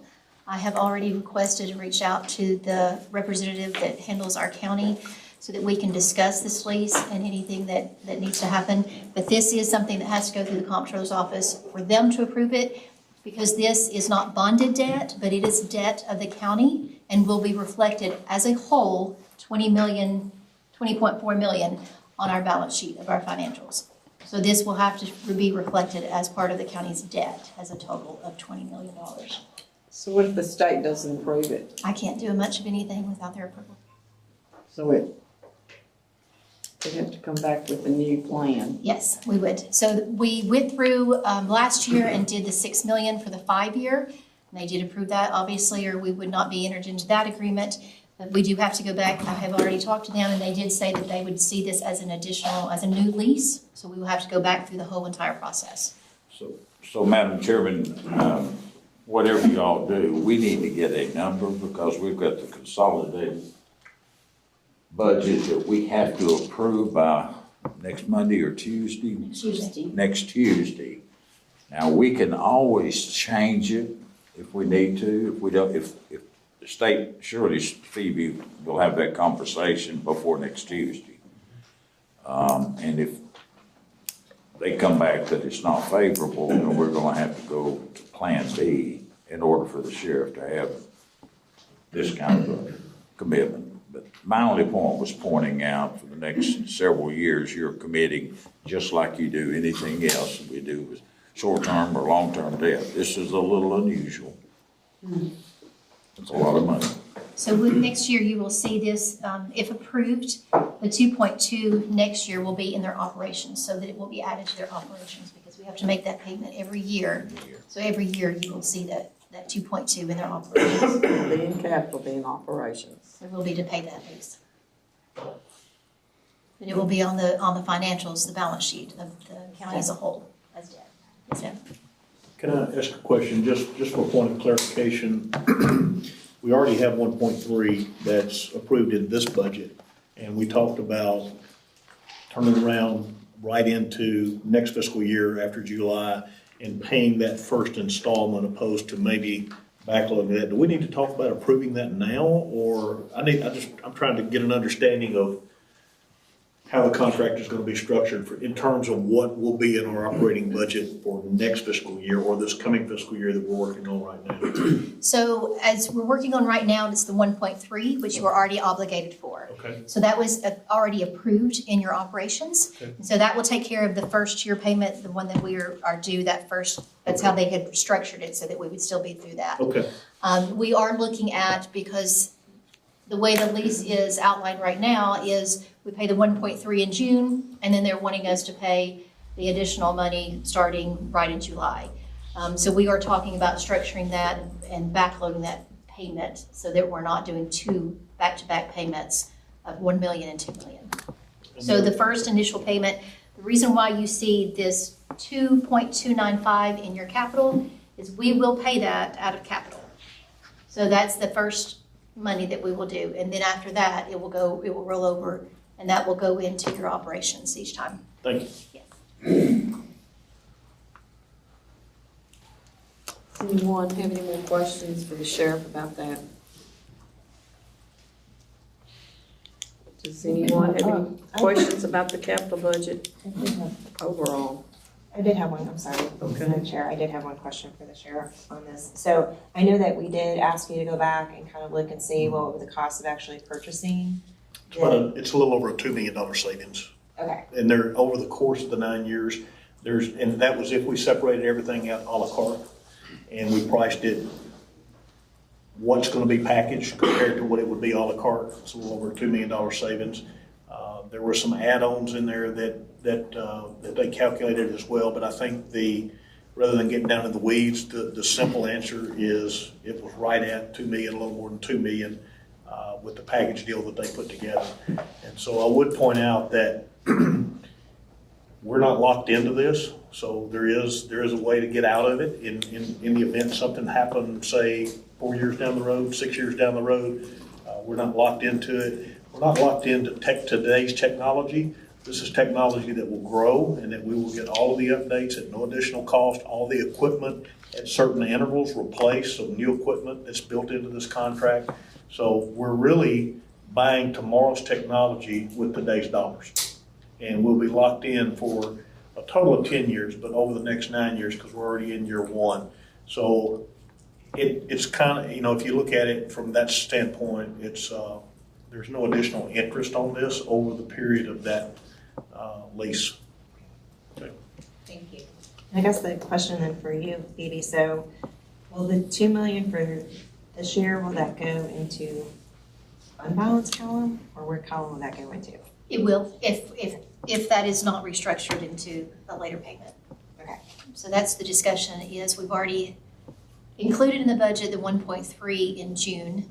So we are trying to see if that can be something that can just be kind of evened out through the next 8 years rather than doing another 2 million on top of it. Okay. Any questions about any of the rest of the capital request? One point, and then it's with the College Grove, because I know earlier, Mayor, you had mentioned with, the intent to fund being carried over, so it's 5 million for this year, and then it'll be 5 million going into next year. Does it make sense to just do the 5 million this year? Or, I guess, Gordon, what would that impact even look like if that's even feasible?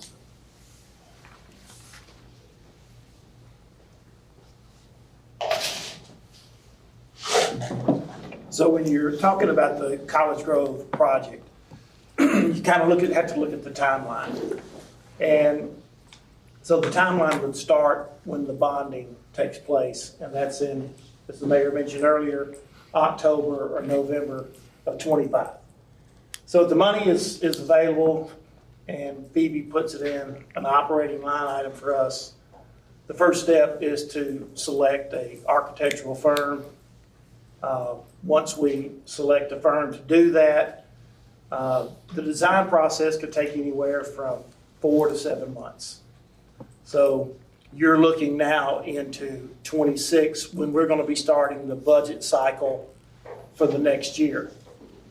And at that point, once the design is completed and a general contractor is hired, they may be able to start the project in the summer of 26. And 5 million could get us started, but we would have to have the additional funding approved by the next bond issue in November of 26. So the way that they have it broken out right now will work because the timeline, falls in perfectly with that scenario. And we've done that, and that's how we actually funded the Bethesda project. Okay. And we've actually funded that over, 3, almost 4 bond periods and budget periods. So I guess, Jillian, just to finally question for you, Phoebe, are we going to do an intent to fund for the 5 million this year? The intent to fund was for the 10, and then just draw at 5 this year and 5 next year. Okay. But again, we can come back and just do an intent to fund for just the 5 as we have. We've done it both ways. And I guess my question to Madam Chair and the Mayor, does it make sense to do like we're consistent, like we did with the schools, to just do what we need to, the intent to fund that we need for this coming year for the 5 million, and then do an additional intent to fund next year? So it's a little bit different than schools. Schools said that we use grasslands because that was the one that was on the front. They want $1 million and then 6 or 7 million, 6 million as they get into it. This is bidding the whole project out too. I guess I don't see the difference. I mean, I want to make sure that I just want to make sure we're consistent with the schools, and what we're asking the schools to do. And we're also being consistent with the Parks and Rec. That's oranges and apples. Yeah, Commissioner, we can't ask an architect to design $5 million worth and then turn around and have to pay him again to design another $5 million worth, because the way that it has to go about, you have to start with all your civil work, and it all has to be like one design, because at that stage, you're designing for the entire park. So we've never done it that way. I'm sure there's a way to recreate the wheel, but it's proved effective, and it saves us, because once we lock someone in, that price, they have to stick to that price.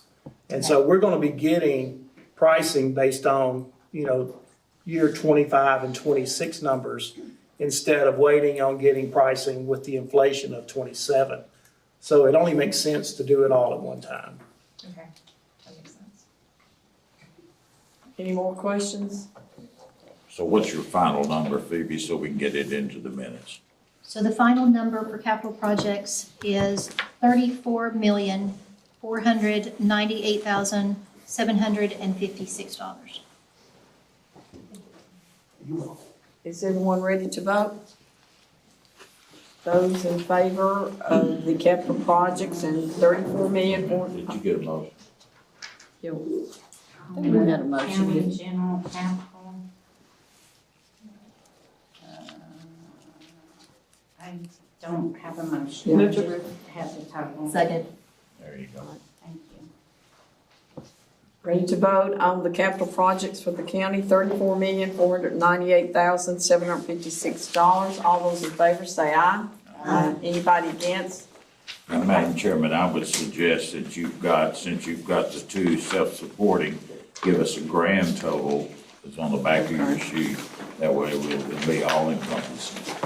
To approve the total capital budget for the county of $43,073,656 for all of the capital. Those in favor say aye. Aye. Anybody against? You gotta get a motion. Oh, yeah, motion, second.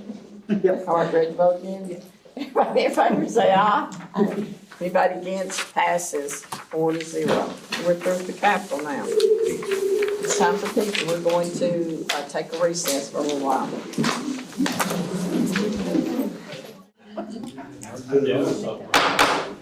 Call the budget committee back to order. I guess the next thing on the agenda is the county commission monthly compensation. I think this was something by the mayor. Connor with his mouth full. So every year, we try to do increased compensation for the county commission, which triggers the school boards too. And we always do it after the election. 2026 is September 1, 2026 is when the new terms will begin.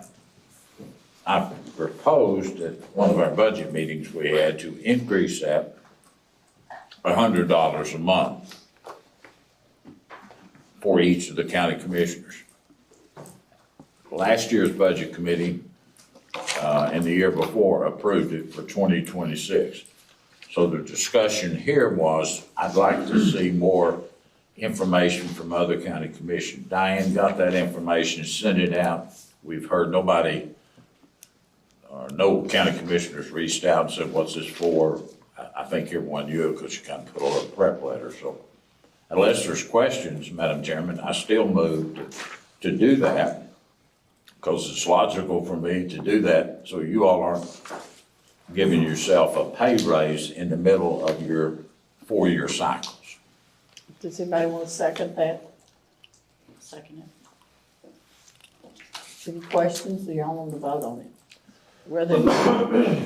Yeah, The only thing I did notice is that I think one of the things that we do get here in our county as county commissioners, that is a perk, is we do get the healthcare and insurance benefits, and most counties, well, majority of the counties do not. So I would probably, that's, that being a $13,000 perk per commissioner, I would probably not vote to do a monetary raise.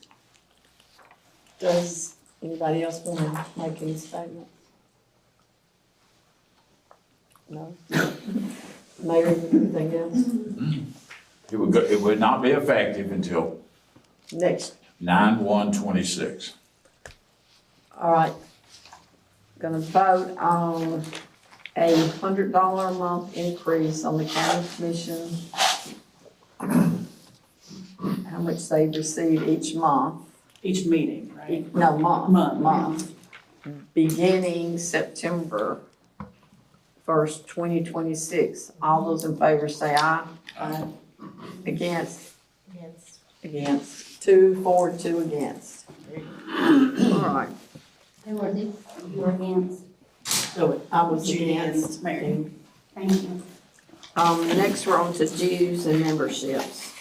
So we had an increase, Madam Chairman, from the time you actually got to, Phoebe's got the, you approved, just about every elected official has dues to participate. They base it on population. What you approved was accurate, except they sent a notice that it's gone up $278. $278 more per year. So we've got to get that money in the budget or we can't pay it. So do we need to increase Yes, ma'am. the motion to? To increase the budget, total budget for the 58400 other charges category for dues and memberships to a total of $102,929. This is an increase of $278. Can I get a motion? Move to approve. Second. Does anyone have any questions? Ready to vote? All those in favor of increasing for the dues and membership, say aye. Aye. Anybody against? Passes 4-0. I guess the next is going to be, Sheriff, do you want to hear about the nursing or do you want to do the compensation study first? Well, I know both of these folks have been waiting patiently, and why don't we let the doctors go first? And it's TK Health. They're our third-party vendor for the jail. And I know we got Dr. Curley here, and we also have Tammy. Where are you headed? I'm sharing. Okay, Sharon. It's all right. So let me set the stage, if you will. In our operating budget, we had a request for $280,000.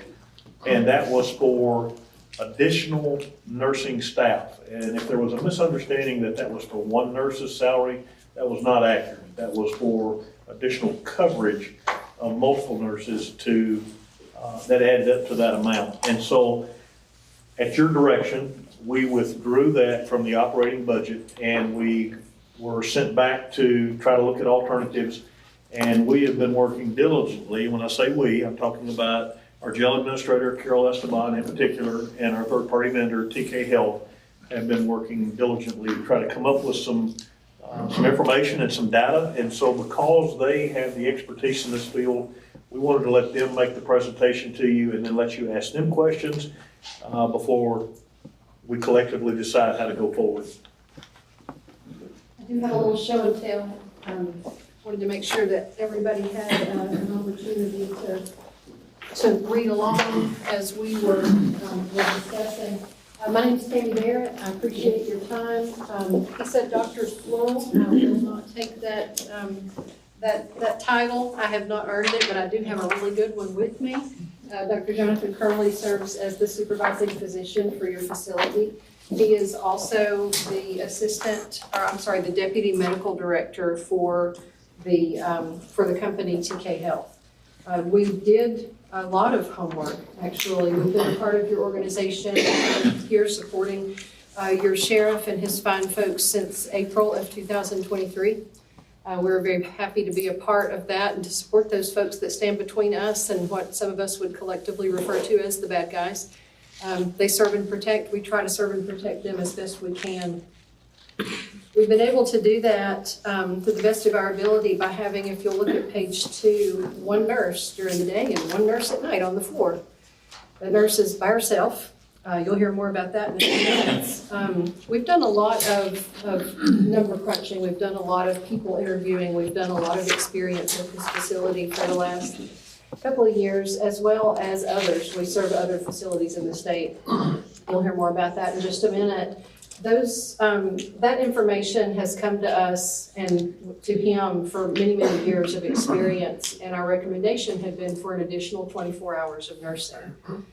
I'll explain why in a few minutes, but we were told that that was not an option, that was not within your tolerance for this year, and so we have presented a number for 84 hours.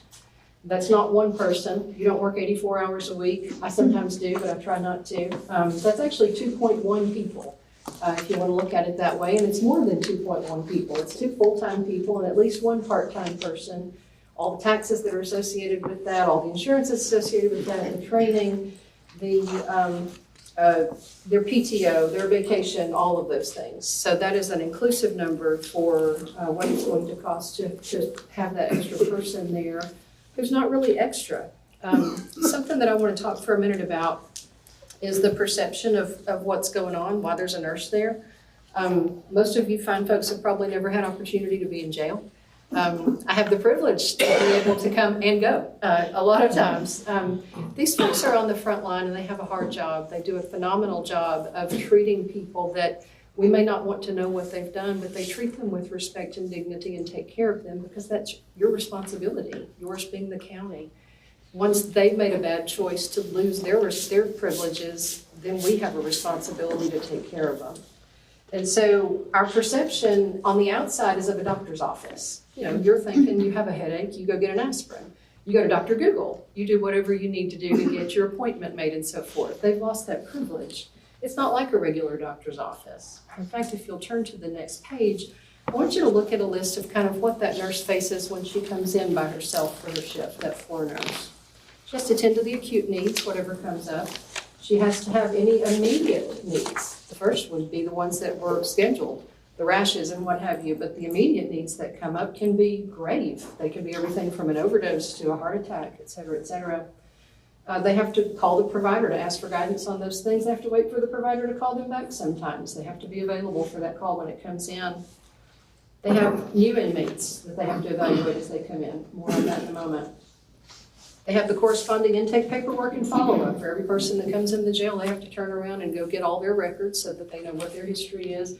They don't always tell the truth. You may find that shocking, but they don't. We have to verify all of that. They have to prepare their medications, pass their medications, do blood sugar checks, blood pressure checks, weight checks, maintain counts. More on that in a minute. Submit order needs, keep the place running. It's different, I think, than what some people perceive. That very last item about compliance, there's a lot of certification requirements that the sheriff has to be aware of, and they work very diligently to maintain their certification. I don't know if you're aware of this. I wasn't until a few years ago. A jail can be decertified. That's a very bad thing. The sheriff doesn't want that. We work hard to make sure that we're meeting all of those things.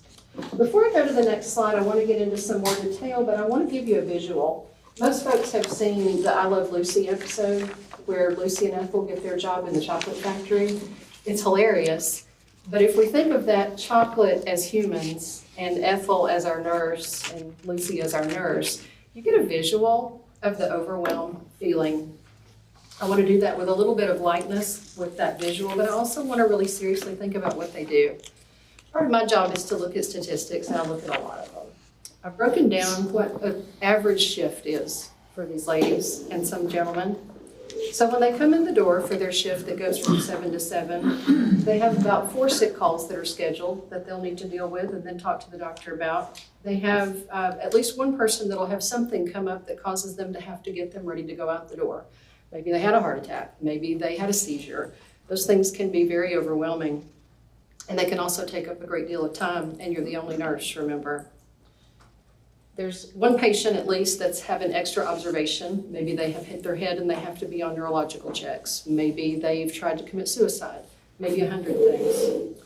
You have at least 3 people that need their blood pressure checked during your shift. You have at least 6 people that need their blood sugar checked during your shift. You got at least 3 people's medication that they've said, hey, my medication's running out, I need to reorder it, or you noticed that it needed to be reordered. But the biggest thing that they run into face is over 500 pills that they have to pass. They have to get them organized, ready to go to the bank. Whenever they go to the bank, they've got to make sure that they're ready. They don't just get to hand it to you like you get to knock it out of a bottle and say, here's some aspirin. They have to make sure that they actually took it. They have to go door to door. They can't even just send a tray in. They have to stand there and hand it out. It's very, very time consuming. And it's a grave responsibility because I can't give you her amlodipine. I can't give you his clonidine. This could be a bad decision for either one of us to do that. We don't want to have an I Love Lucy moment in a serious setting that doesn't involve chocolate. The last thing, a couple of things on my list are the compliance issue of the counts. That sounds like, what are they counting? Why are they counting? If you think about it, in your doctor's office, you've got scalpels, you've got scissors, you've got things that we don't want inmates to have. So every single shift, that nurse has to count hundreds of these things and make sure that she's accounted for every single one. And every activity we've described, she has to document. Every phone call, every conversation, every interaction. She has a lot to do. She also has somebody calling every now and then at random and saying, hey, we've just booked in a new one. Yay, it's like that line just got faster and now I have more and more and more chocolate. They've just booked in a new one and we need you to come and check him out. They have to do a complete physical. They have to do a screen to make sure that we're compliant for PREA, that's Prison Rape Elimination Act. They have to do a screen to make sure that we are compliant for mental health regulations. They have to do a full physical head to toe to the extent that they're able to and document all of that. Get all the records requests in order, get all the signatures in order. You get the idea. And at any given moment during this, you could have somebody call on the radio and say, hey, somebody's down. We've just had a seizure over in Pod B. Well, I have to stop what I'm doing. I don't care if you get your amlodipine. I'm sorry. I have to go and make sure that this guy is still breathing. These are calls that are difficult, decisions that are hard to make, that I'm going to let Dr. Curley talk more about. But I want to talk about Lucy. She doesn't have Ethel. She doesn't have anybody. She's by herself because she's the only floor nurse at Williamson County Jail. And I want to look at the next page. These are kind of difficult for me to read. These are actual comments from our recruiters and our employees as they go out the door. We have some wonderful employees that they would love to come back. The very first one is not possible. We had a lady walk out and say that. That was hard to swallow. You have to have another nurse on shift. I can't be in 2 places at once. Wow, that kind of hit home for me. You really can't. You do chest compressions on one, you can't really work on, your documentation for the last one. I'll let you read those. I won't read all of them. I want to read the last 2. I love this jail. And if you ever had nursing hours, I'd be interested in coming back because the officers and the admin are the best I've ever worked with. And I've been in this field over 20 years.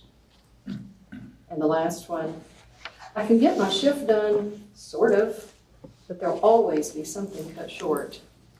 We don't want sort of. And that leads me to turnover. If you look at your next page, you'll see a list. Obviously, those aren't full names, but these are real data from our HR system. These are 22 people that have come and gone since August, between August and the end of March. These are great people that tell us they'd love to stay. They don't feel like they can. I want to move from that to looking at your jail and what the need is there. This is where the numbers come in. The next page can be a little confusing. It's not as personal. It's a little easier to look at, I think, compared to the personal statements, but it's necessary. If you look at that, what you have is a page full of jails. That second figure where it starts with 65, 337, that's how many people are in that jail. Some of those are small, some of those are big. We've got several that are very similar in size to yours. Yours is highlighted toward the bottom. The next column is how many hours that the floor nurse is there. Some don't have very many hours. Some have a lot of hours. But what I've found in the years that I've been doing this is the closer that figure approaches 1 at the far right is ideal. That'll vary a little. You'll see that some of those are quite low, Those are places where they actually have officers doing medical work. Or they have commission meetings going on like this where they're begging for more money. You can see that you guys are at a 0.55 on the far right. That's not a grade, that's not a judgment. It's a simple mathematic figure where we've divided to see how many hours per patient they could, in theory, be providing. Again, 1 is kind of the sweet spot. You can see that we've got some that get down pretty low, some that go pretty high, but 0.71 is the average. And Williamson County is at 0.55. If you look at the next slide, you have a little more targeted comparison. These are jails that are closer to your size or closer to your number of nursing hours. I want to draw your attention to a couple of things, and I'll answer any questions that you've got. But I'd like for you to look at the one that is at, that's highlighted there in yellow. That's you guys. That nurse, that 500 pills that I talked about, that becomes about $32,000 in a month's time. That's that column that you can see there, the fourth one over, I think it is. That's indicative to me, because if you compare that with the one that's above it by a couple that's 7,000, that's almost the same size jail, just a little bit smaller, and another on there that's 288 ADP with about 13,000 pills passed. I know that seems like a lot of numbers, but what this tells me, what this has told us, is what we know, what Dr. Curley can attest to. The acuity for these patients has gone through the roof in the last couple of years. They just can't get it all done. Your jail has a great need, and I want to look at the very last slide with you. The reason that we're basing this on, the reason that we're asking is because your county has less floor nurse hours than any other similar facility that we serve. The level of care required for the population has gone up, and it exceeds that of the jails that are similar in size. We have experienced nurses that refuse to work at your county jail because it's understaffed. That's their word, not mine.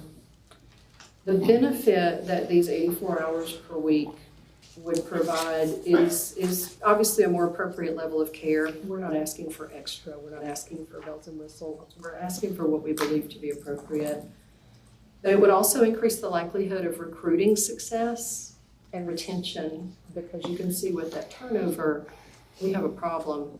We can't keep good nursing staff out there to serve and protect your wonderful sheriff and his folks by taking care of the inmates and their medical needs. I mentioned that I had a good doctor with me. If we have a medical emergency, we got that covered, but he also has a lot of knowledge. He's been at this for a while, and I'm gonna let him take over, and any questions that you have that you'd like to direct to him, I'll stick with him.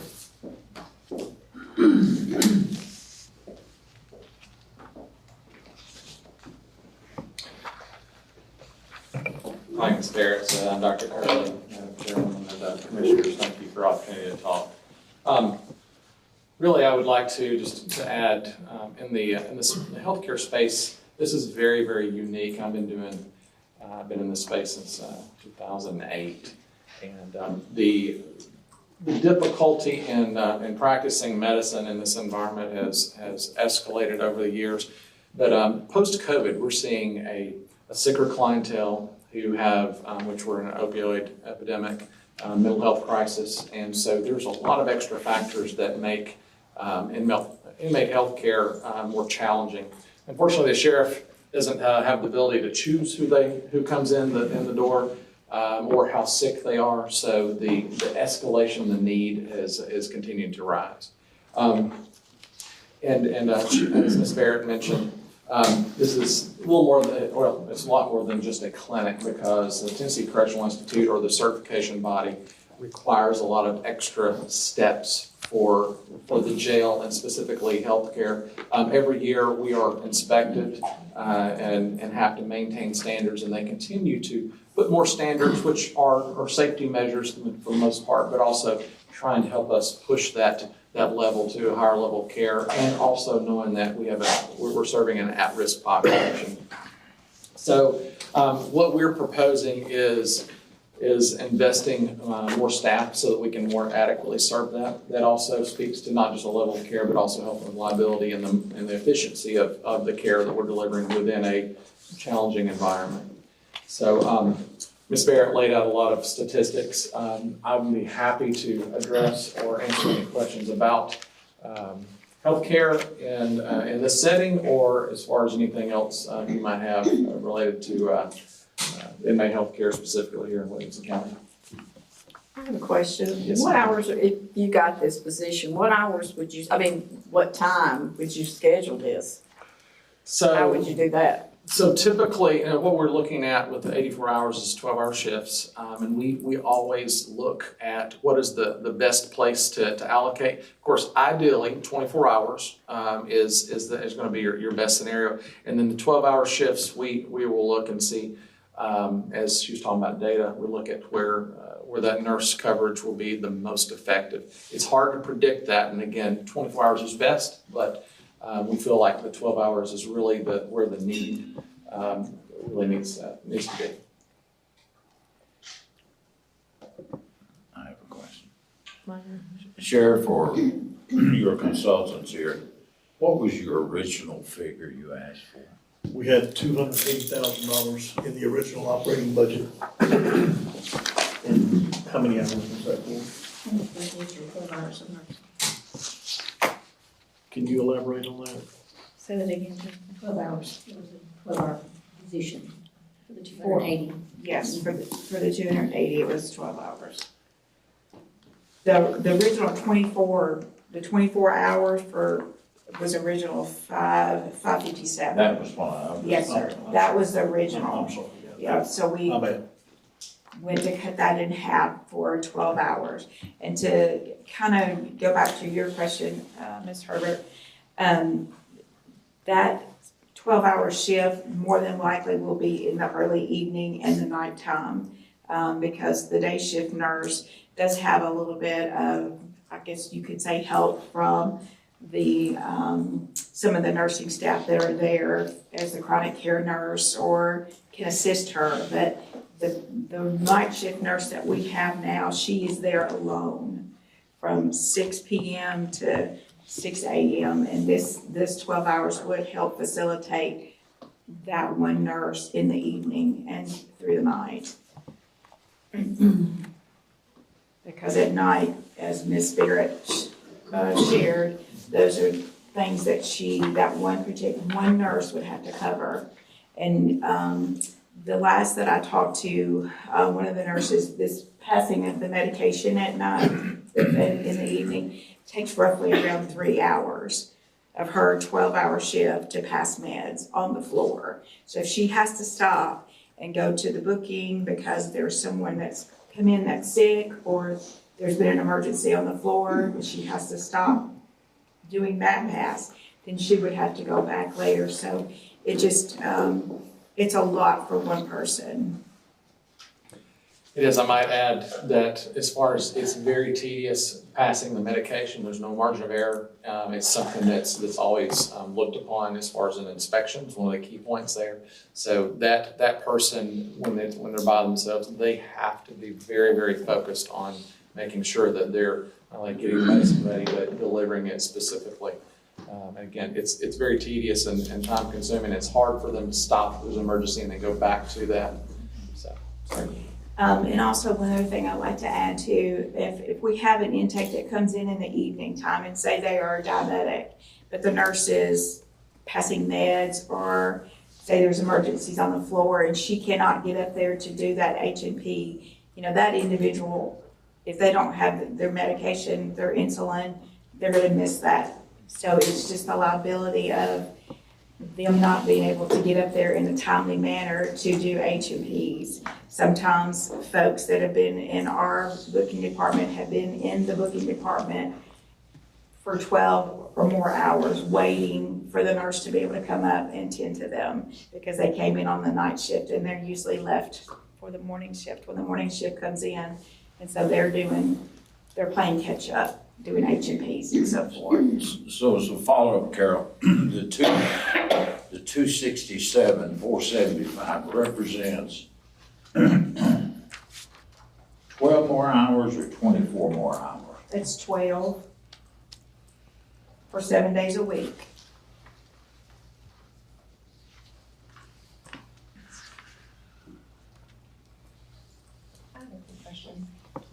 These are not county employees, though. These are employees of T&K. Right, so we don't. Yes, ma'am. Let me be sure you answer me. The proposal says 24 hours. Well, that was that was what they recommended. So, but that's not what we, that's what they So the recommended. 12 hours, how many hours do we get out of that? It says total additional annual cost for 84 hours. Is that 84 hours at 24 hours or 12 hours? 12 hours. 12 times 7. Yes, 12 hours for the 7-day period. Hours. Yeah, we already have. I think I was confused by that too. It was 168 total hours, but it had been 24 hours, but cut it in half, so that took 168 down to 84 hours. That's correct. So to add 267, 475 divided by, 12 hours times 7, is that what I'm going for? It's 84 hours, the total. So it's $3,100 an hour. You're looking at an annual figure, and then the hours are a weekly figure. I may not be following. $61 an hour. Yes, sir. Did you know that the nurses in your county are the highest paid nurses in the state, partly because we have so much trouble getting any of them to come and work there? That also includes all of our burden of tax and insurance and overhead, et cetera. Sheriff, you need to treat the nurses better. They love the sheriff and they love his staff. They love to work there. They just don't feel like they can. Madam Chairman, this off center, I'm okay with 267 for 84 hours. That's cool. Do we need to do a motion to add that back into the law? No, it's reducing it from the 500. But I thought we took it out. We don't- Then I'll make a motion for We'll that. have to add it back into it. I'll second it. So basically, does anybody have any more questions about this? We're voting to add a total of 84 hours per week. Madam Chair, I do have one question, and this is for the mayor. Did we use, I have no idea, the opioid funds to help supplement this or offset the cost? Would there be a possibility of Jeff, I'll let Jeff try that. I doubt it, but. What's that? the opioid funds? Could we apply for any? Only if it was used for substance abuse disorders. You can't use it for general health. Thank you. Your mental health person counsels those folks, and your MAP program covers them as well. Thank you. But y'all feel like y'all can keep personnel better now with that one additional? Instead of them only working one day and not coming back? It will help tremendously, yes, ma'am. Our genuine belief is that we need that other person to be around the clock with that nurse. We were under the impression that that was just absolutely not an option.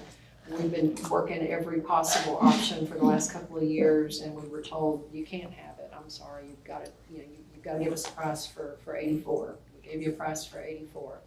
What we believe we need is truly the 168, yes, ma'am. You better call for a vote. Yeah. Before she tries to talk you into it. All right, are we ready to vote to add 267,475.74? I guess we need, did we get a motion to put that added? Seconded it. You seconded it. I did, that's right, you did that, Mayor, sorry.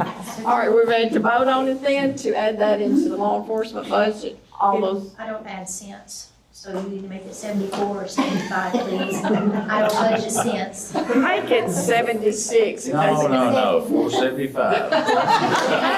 475. Okay. Yes, ma'am. Sold. Sold, 475. Don't add pennies, Miss Chairman. It's only 26 cents.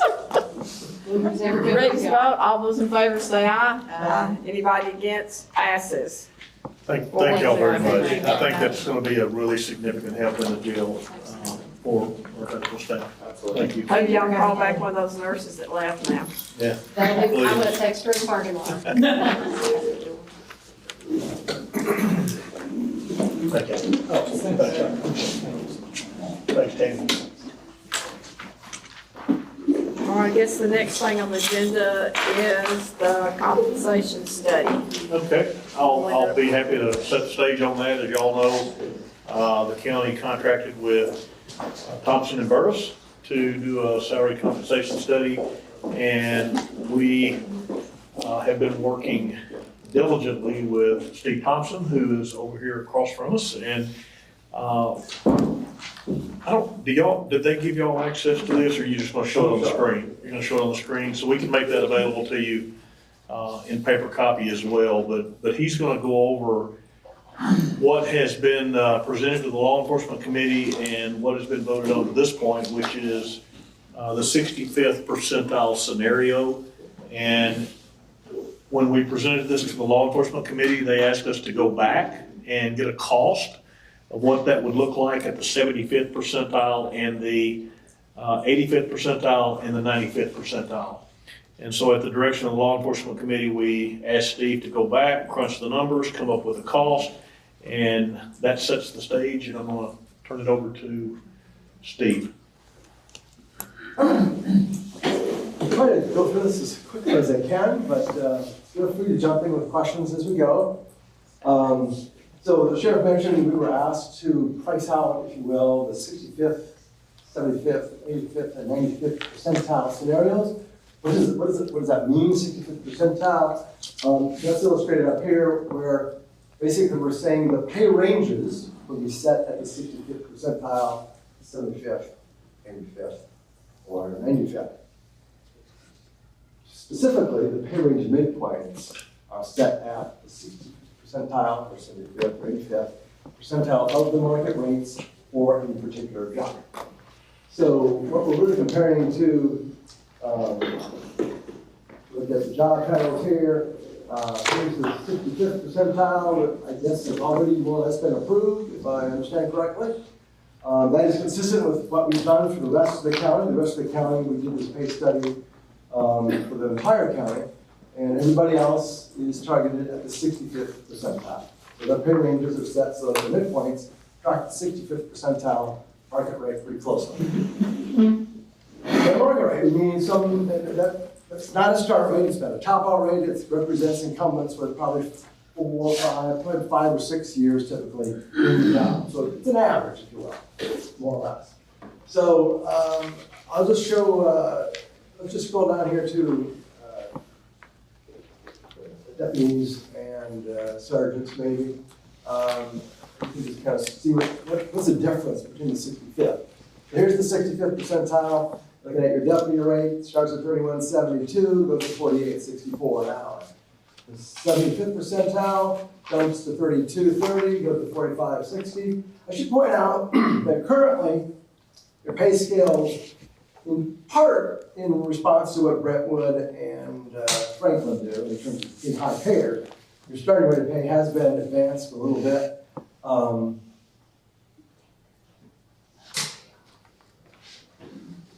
Ready or not ready? That's right. It's remote. All right, not my favorite. All right. There we go. You don't like being in front of the camera? So we look at, 31.72 starting to 32.30, you go over the 75th percentile, the 85th jumps to 34.24, and then with the 95th it jumps to 37.68. So it's you can see it goes up some in each advanced target, if you will. But I was going to say that currently your starting rates of pay are a little bit above the market median, which is kind of what you've been targeting as a county here today. So to get from the 65th to 75th, you really have to move that starting rate a whole lot. But if you look at the ranks above that, you can see that your sergeant rank is kind of 89% of the market, of the midpoints, et cetera. So your pay structure is kind of too shallow to really implement a 75th or 85th or 95th. You really have to look at a steeper pay structure, that's illustrated with this chart here. I don't spend a lot of time on this, but you can just kind of see the bottom line is your current midpoints plotted out, or excuse me, the 65th proposed midpoints plotted out, and then we got the 75th, 85th, and 95th. So you can see we're making the line steeper, we're moving the pay ranges for the upper grades a little bit more than the ones at the bottom, because the bottom is already pretty well situated. If you look at the bottom, they're pretty much already above the 65th percentile, whereas your we saw that the sergeants on up are definitely not. So that's enough on that. So anyway, that's kind of reflected in these pay ranges numbers. All right. Any questions on this? Went pretty fast. Getting late. All right, we can come back to that if you want. So what does this mean? If we implement this, what does that mean? So this is setting our guidelines for how we're going to administer pay going forward. Now we need to look at what is that going to mean in terms of dollars and cents if we implement it.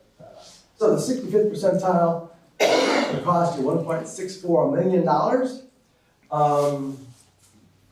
75th percentile will be $2.72 million. 85th is $3.81 million. And the 95th percentile, $5.79 million. I think the last presentation, we kind of decided we're somewhere between the 65th and 75th percentile. What are those two? So what's the difference between those? We just look at these numbers here. I'm showing by rank the average increases. We'll start at the bottom here. So your detention deputy, average detention deputy is going to get 8.6% under the 65th percentile scenario, 9.5% under the 75th percentile. Deputies, 8.5%, 11.5%. I should also point out that under the 65th percentile, 120 of your certified staff would get less than 4.5%. Most likely it's 4%. So across the county, had a general increase. Everybody got moved to the minimum, then a general increase if needed, or if a general increase applied to everybody at 4%. So under the 65th percentile for the sheriff, 120 people are going to get pretty much the 4%. But in the 75th percentile scenario, only 27 certified staff would get less than 4.5%. So these averages are a little bit misleading, but you can see that the price tag does go up, obviously, as we go from the 65th to 75th.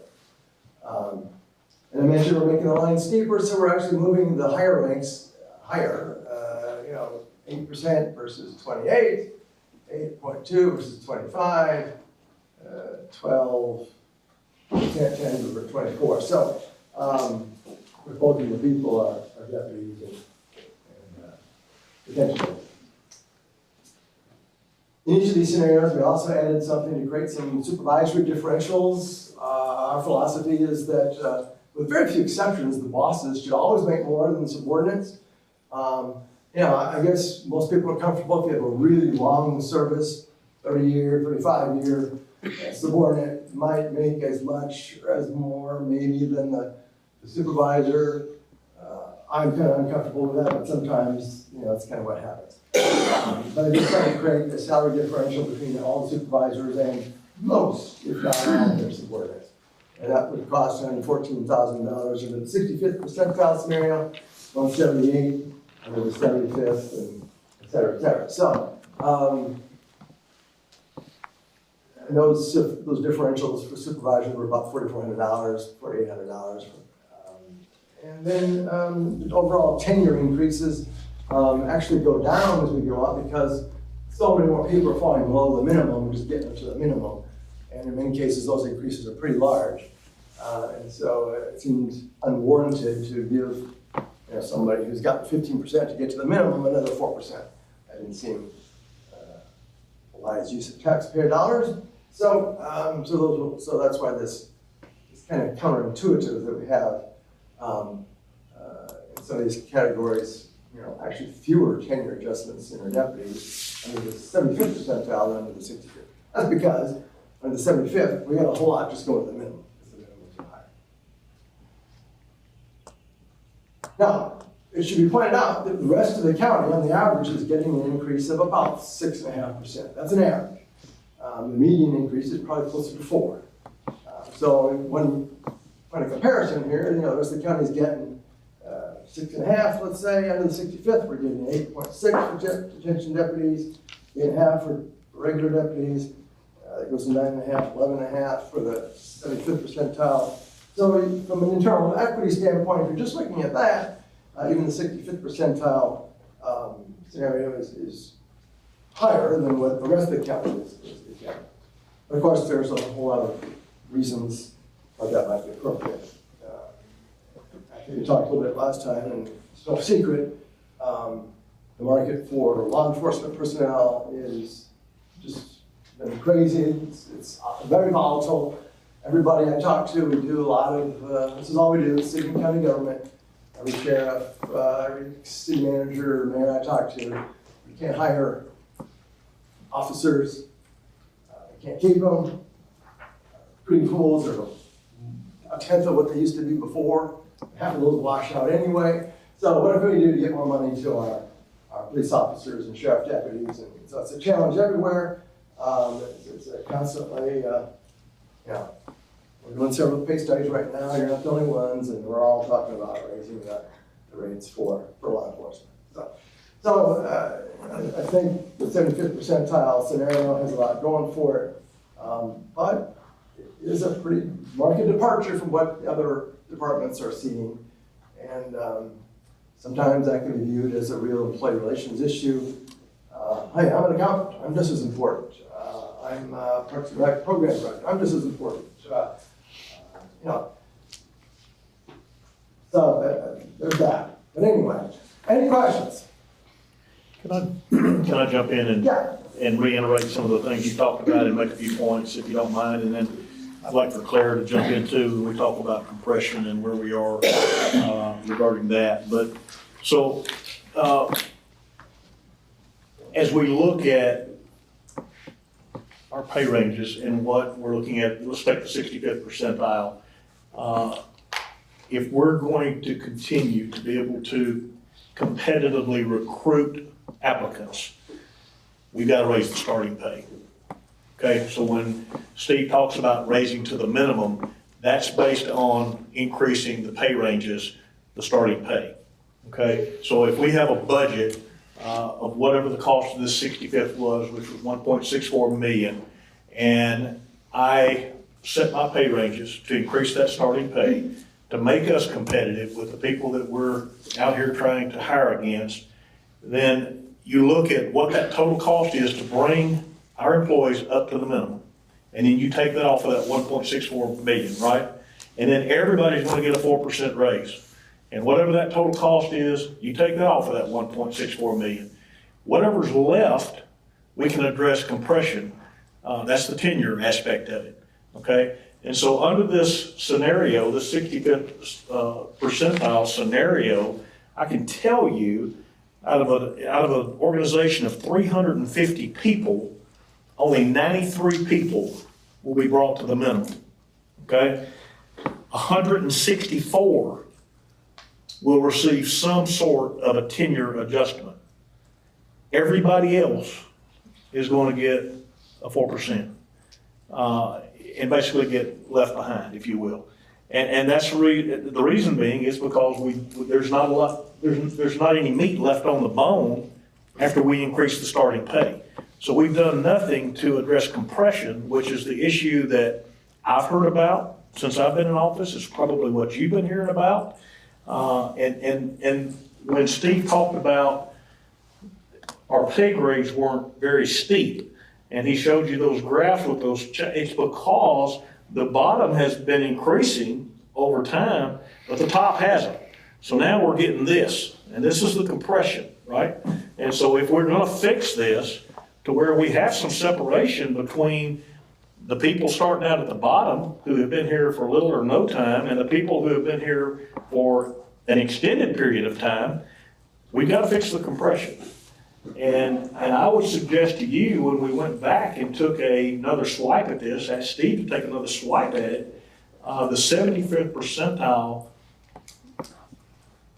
drastically, in my opinion, comparatively between the 65th percentile helps That little, I mean, we're talking about the difference between 2.72 million and 1.64 million, okay?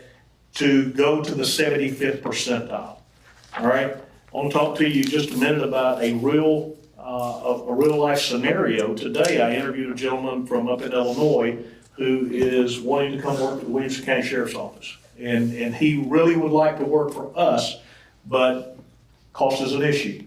And he was offered by the Metro Nashville Police Department. He's got 3.5 years experience.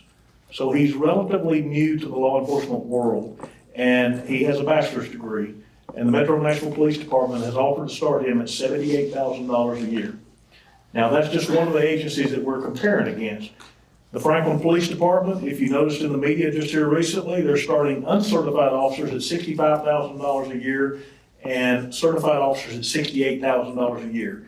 That does not include educational incentives, that does not include shift differential, that does not include specialized assignments or anything else. That's just base salary. So one thing, all of the work that we have done in this study did not take into account what all of the people we're competing against is doing in July. So if we go to the 65th percentile, then the distance is just getting greater with these agencies that we're competing against. And so I just want to make that point that we've got a problem. We've got a serious problem, and I don't think it's just in the sheriff's office. I think it may be countywide. But we've got a problem with compression. And first and foremost, you've got to raise your starting pay. Otherwise, you're not going to be able to bring anybody in here. They're just going to go where they can make more money to support their families. But number two, we're going to continue to have morale issues, and we're going to have folks that have been here for some length of tenure that are going to become disgruntled because people that have been here for little or no time are making almost what they're making, having been here many more years. Claire, do you want to, am I articulating that correctly? I think our conversations have stuck, Sheriff, and you definitely have said a lot of things that we've talked about. So I'm going to speak from a county-wide standpoint, not just specifically just from the sheriff's standpoint. But coming into this role 2 years ago, I definitely saw a historical, I think, misstep where as we made increases every year, a 3% or a 2%, we didn't consistently bring up the minimum starting pay rate. And so that's what has historically caused this compression. And so as we lose directors and managers and key other support positions, we are finding it hard. And it's not just on the director level. We're finding it hard right now countywide because we're competing against the market of less experienced individuals, they don't have as much experience wanting to come in. And as Steve just shared, you don't want to see your managers making less than their subordinates. So I think that this is a great conversation to continue to have. I know the sheriff is advocating for his department, but I just want to make the statement that this exists countywide. Now, since coming on board, in conjunction with the mayor and with Phoebe and with Steve, we have raised our minimum. We also are no longer practicing that you start at the minimum pay rate. We are giving credit for experience. And so when I came on board in 2022, 23, we had just finished the compensation study and we didn't address making sure that people were adjusted based on their time in position. So when you see the word tenure does not mean your hire date. Tenure up there, the definition of that is time in the highest grades you have held. And so countywide, this function has helped to address that. So if Jennifer and I started on the same day, we both are in the same grade, but for some reason, she made $2 or $3 higher than me. There's no rhyme, there's no reason, you don't know how it happened. We've been able to correct some of that, and that's been a very healthy exercise. So that's part of the total cost in the 65th percentile. I just know that the sheriff is wanting to go more aggressive because I think the practice of starting at the minimum pay rate has been pretty hard, and that's what he's been up against. To your point, Claire, Yes, I would like to be able to start above the minimum starting rate of pay once those salaries are bumped up. But here's the problem. If we don't address compression, then I can't bring, let's go back to my real life scenario, this gentleman here. If I take the 65th percentile, which is gonna be about $66,000 minimum, and I say, okay, I'm gonna reward you for your 3.5 years experience. Well, because of the situation we've got ourselves in with tenure, if we don't address tenure, I can't, in good conscience, realistically bring him in making more than somebody else in a similar tenure situation that I'm not being able to address, who's likely gonna get a 4%. So it's gonna be really tough to do that. I mean, I can't compete. I just can't compete. And that's just one example of what we're looking at from trying to get experienced personnel in here to help our staff. So I just want y'all to understand, and I think you do. I know you do. I know you appreciate our situation. I know it's dollars. I don't know how we address it, but I think it's my job, and Steve has done a wonderful job. Claire has been outstanding. Phoebe has been excellent. But just to paint the picture and give you the cost so that you know what it's going to take to address this, and then make a decision on what we do going forward and how we try to not only recruit but retain those staff members that we have. I would add that, just right, although we did try countywide to predict what pay rates would be July 1st, 2025 for all of our benchmarks. But some, I think Franklin being one, have done something in the interim. So it's a very volatile market, and it's hard to, here's our set of benchmark here. It's hard to really predict what salary is going to be. If you look at these benchmarks, you've got the Brentwood and Franklin who are, there's no secret, they advertise it, they are high payers. Some of the others are more average payers, if you will. But Germantown, the high payer, Smyrna's up there. So anyway, it's a very volatile market, so trying to do as much as you can probably makes sense because the market's just going to continue to go up.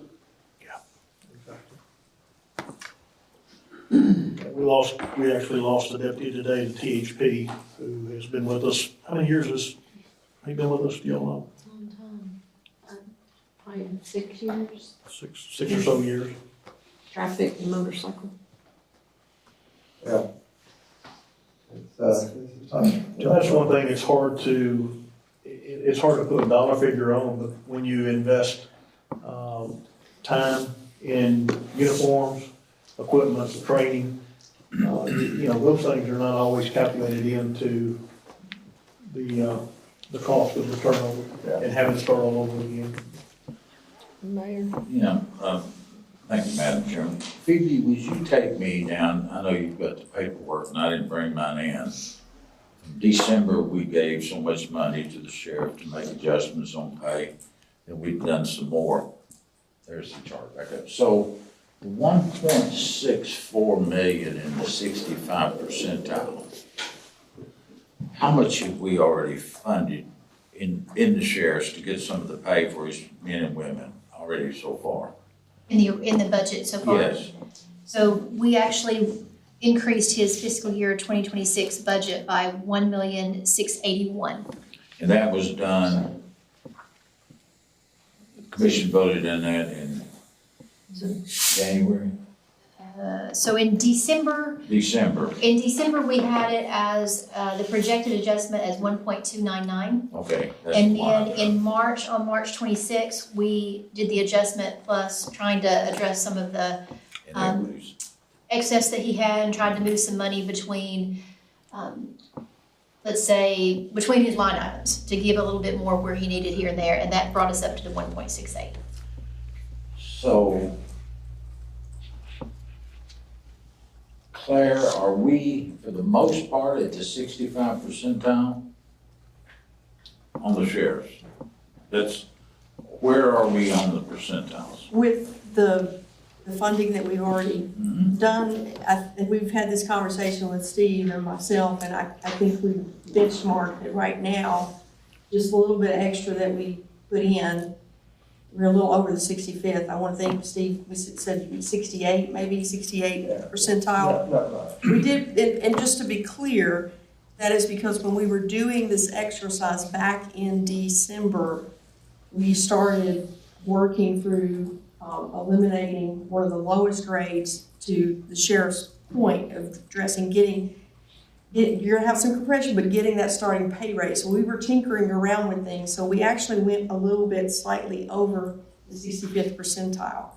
In reality, it actually came out, I think, to $77,000 above the original time that we reviewed it, which was, and actually our first go around was 12 on December the 16th, 2024. And then when we came to the budget. That was the million That one. was 1 point, the original was at 1.12330. And then with the tinkering that we did, that came out to about a $77,000 uptick. It took us to the number that this body has already approved on December the 16th at 1.299355. So that ballpark difference takes you probably about the 68th percentile. So as it exists today, when you say the number that you've already approved is 1.299355. So I think the reason we're re-seeing this again is because you took this to the law enforcement committee and they wanted to see what the 75 percentile. That's correct. All the way up. That's correct.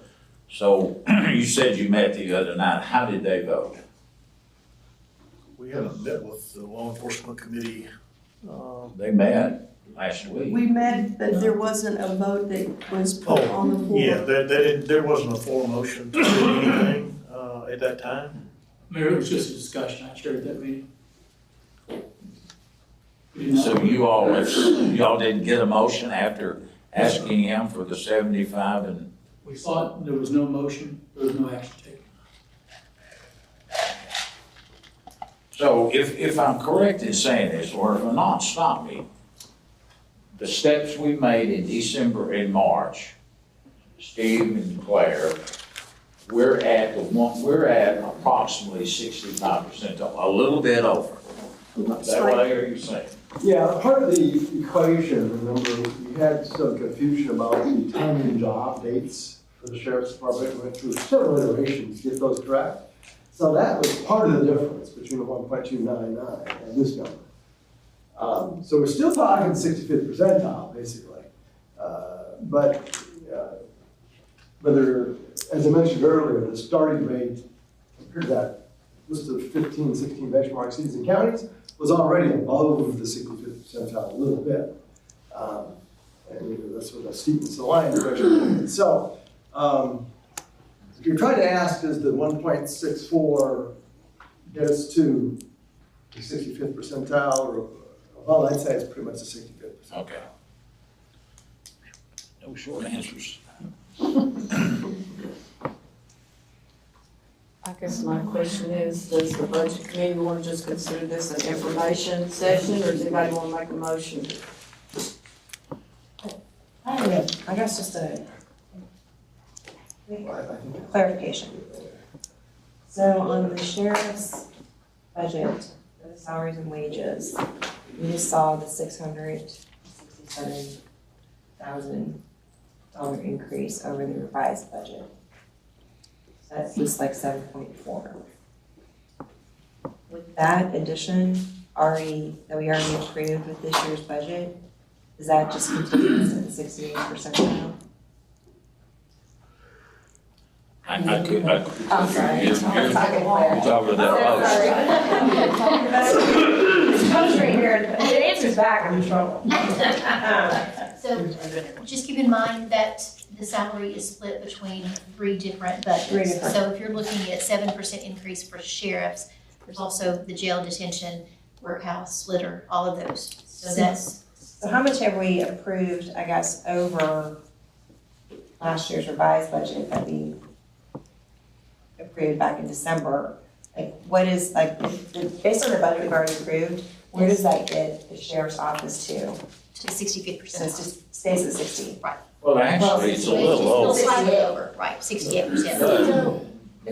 But I'll also say, if I could interrupt you, we have on the table a 4% for all of the county employees too, including the sheriffs.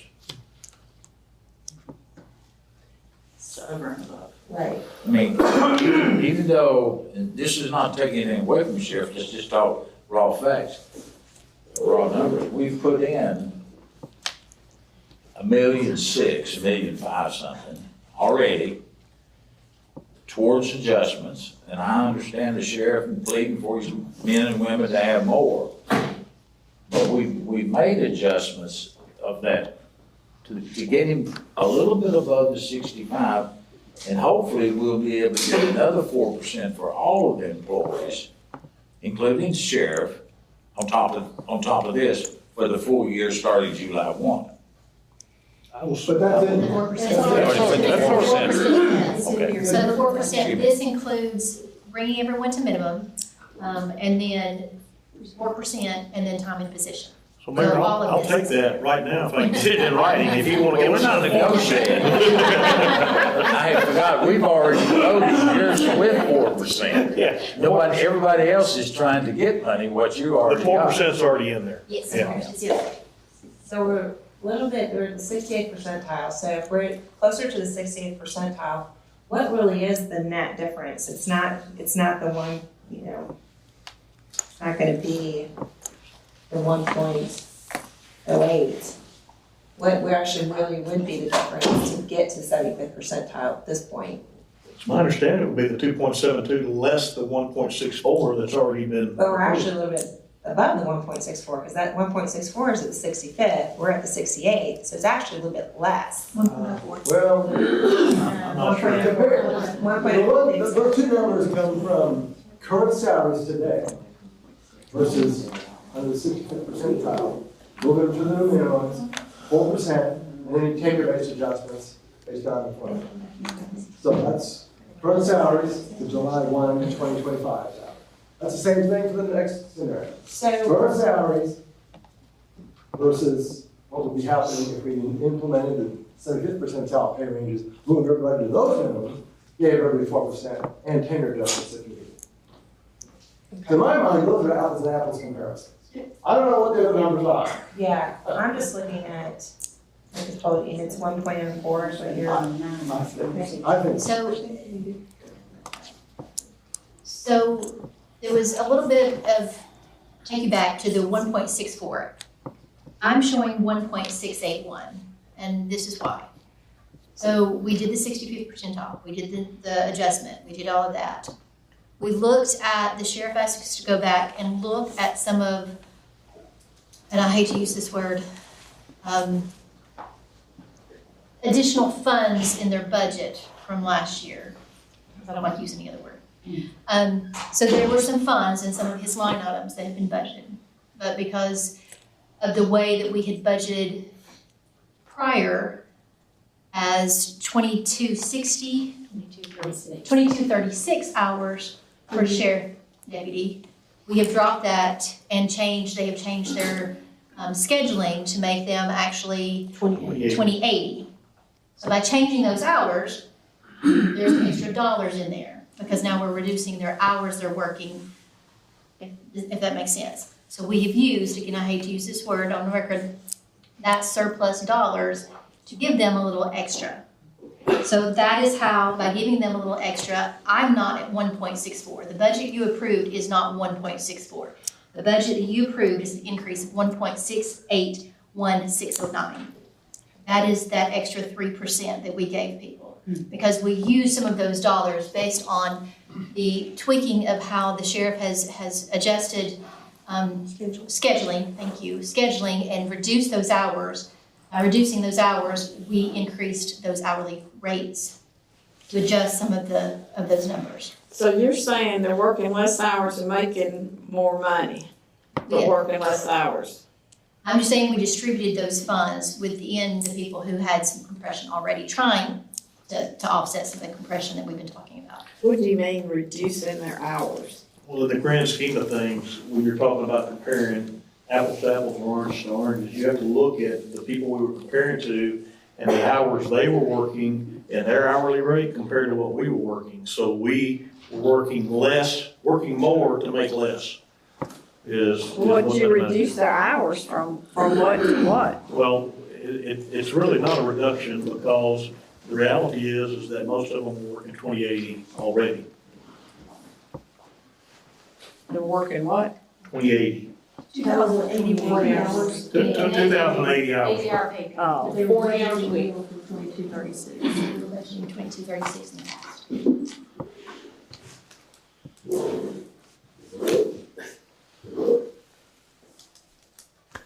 So, I guess my concern is your scenarios, like being able to hire people. And if we're constantly gonna be competing, is the 75th percentile, do you really think that's going to address that? I think it's a doggone good start. I think it's a doggone good start. You know,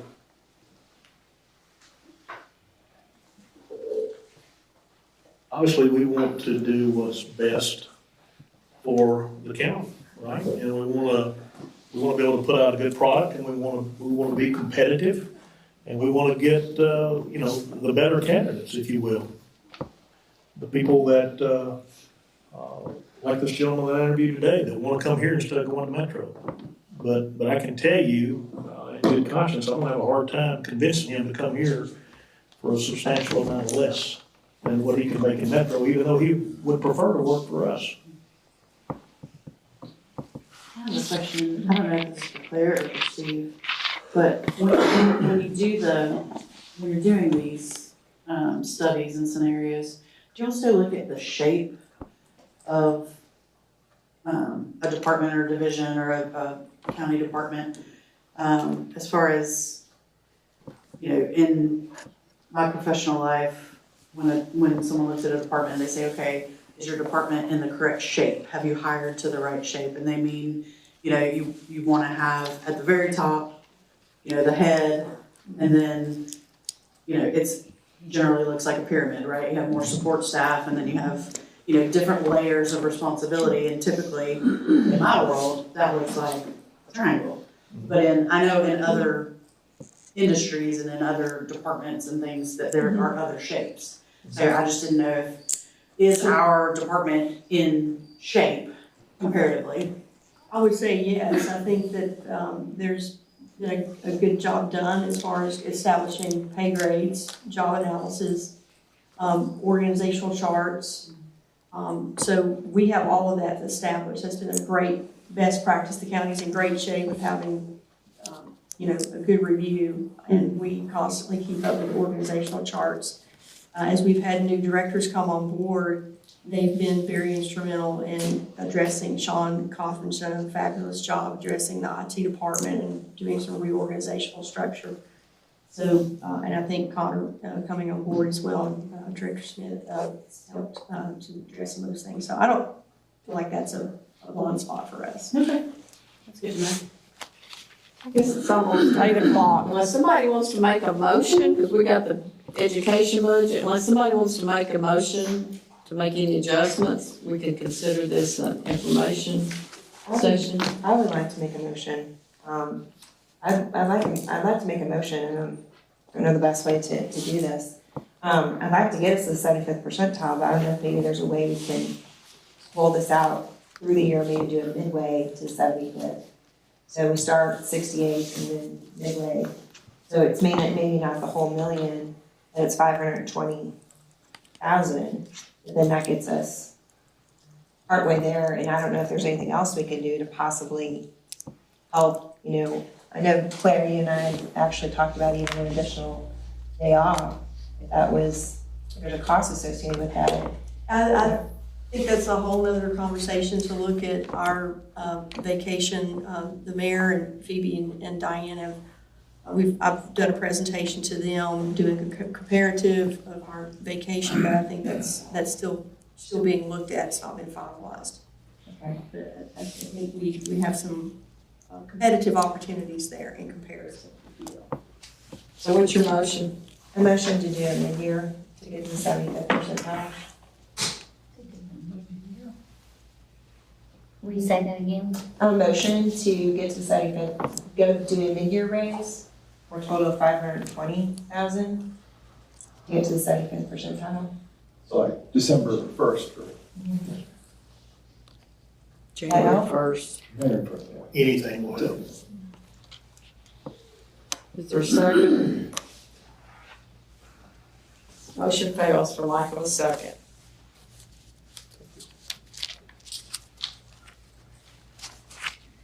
Thank y'all. We're ready for the education budget.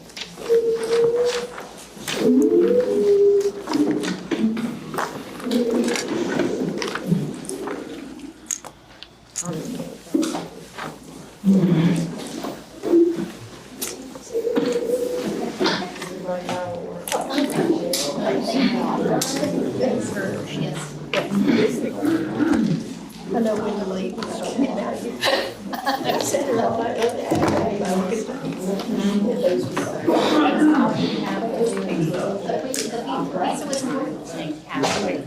We've already done all the capital. We did it in the cafeteria and afterwards, all the stuff down there. Did we vote on the capital? Because I tried to review it and Ron got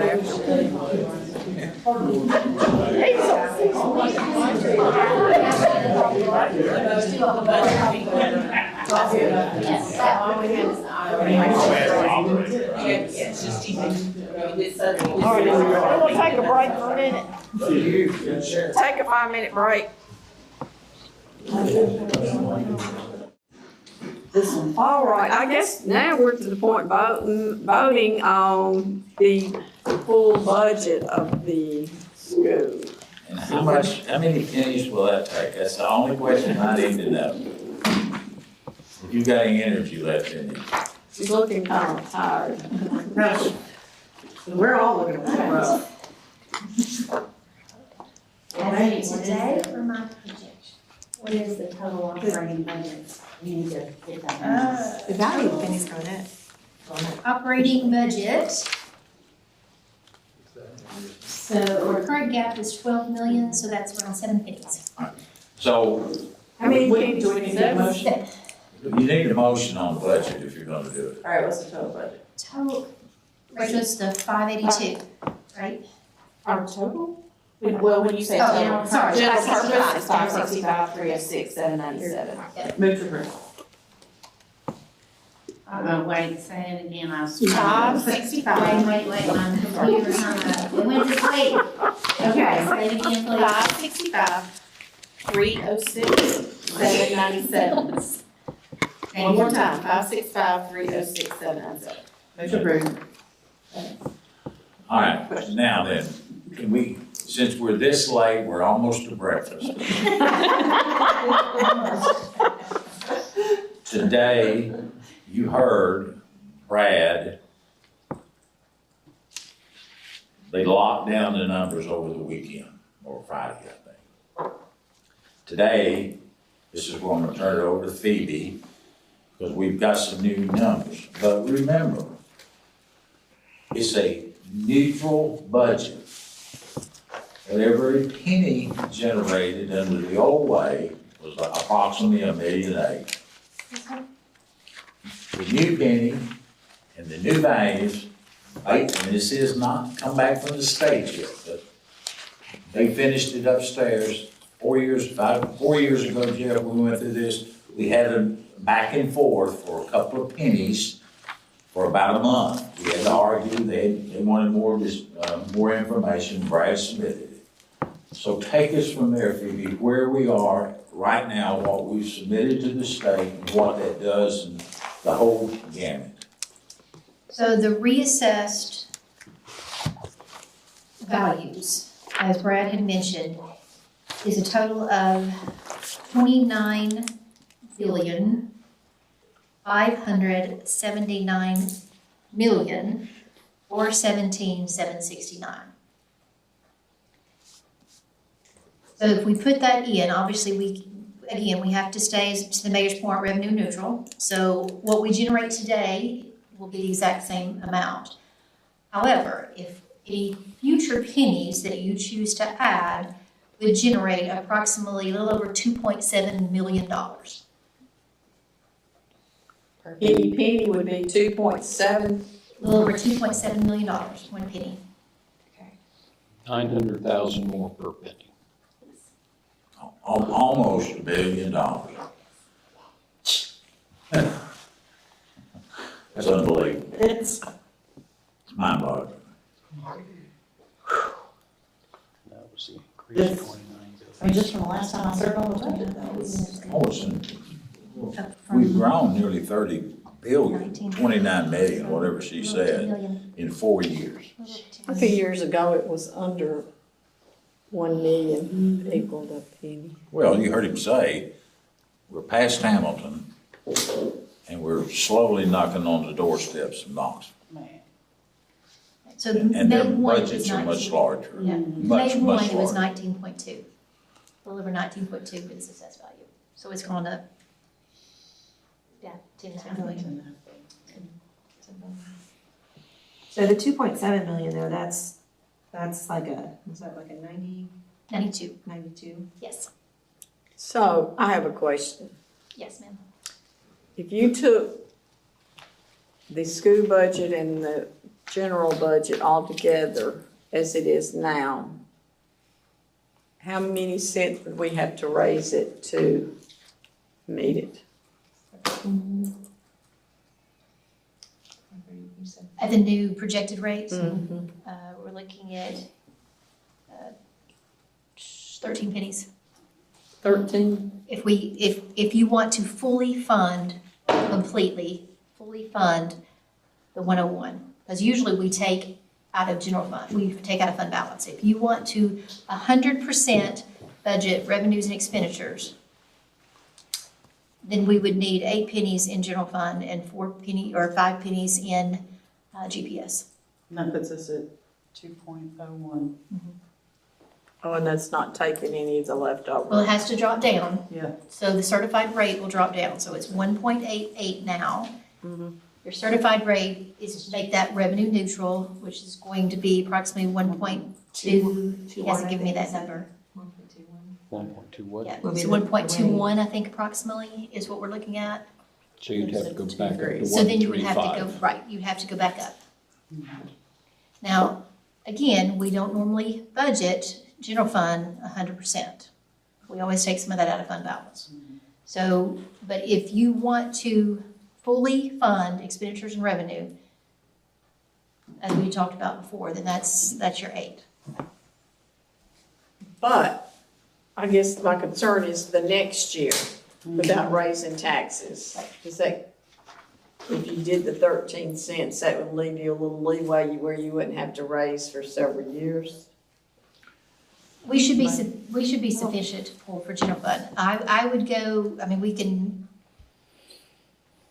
general purpose school fund, if we give 5 pennies, it's just going to break even. They're not gonna have any room for next year if you do a 4% increase.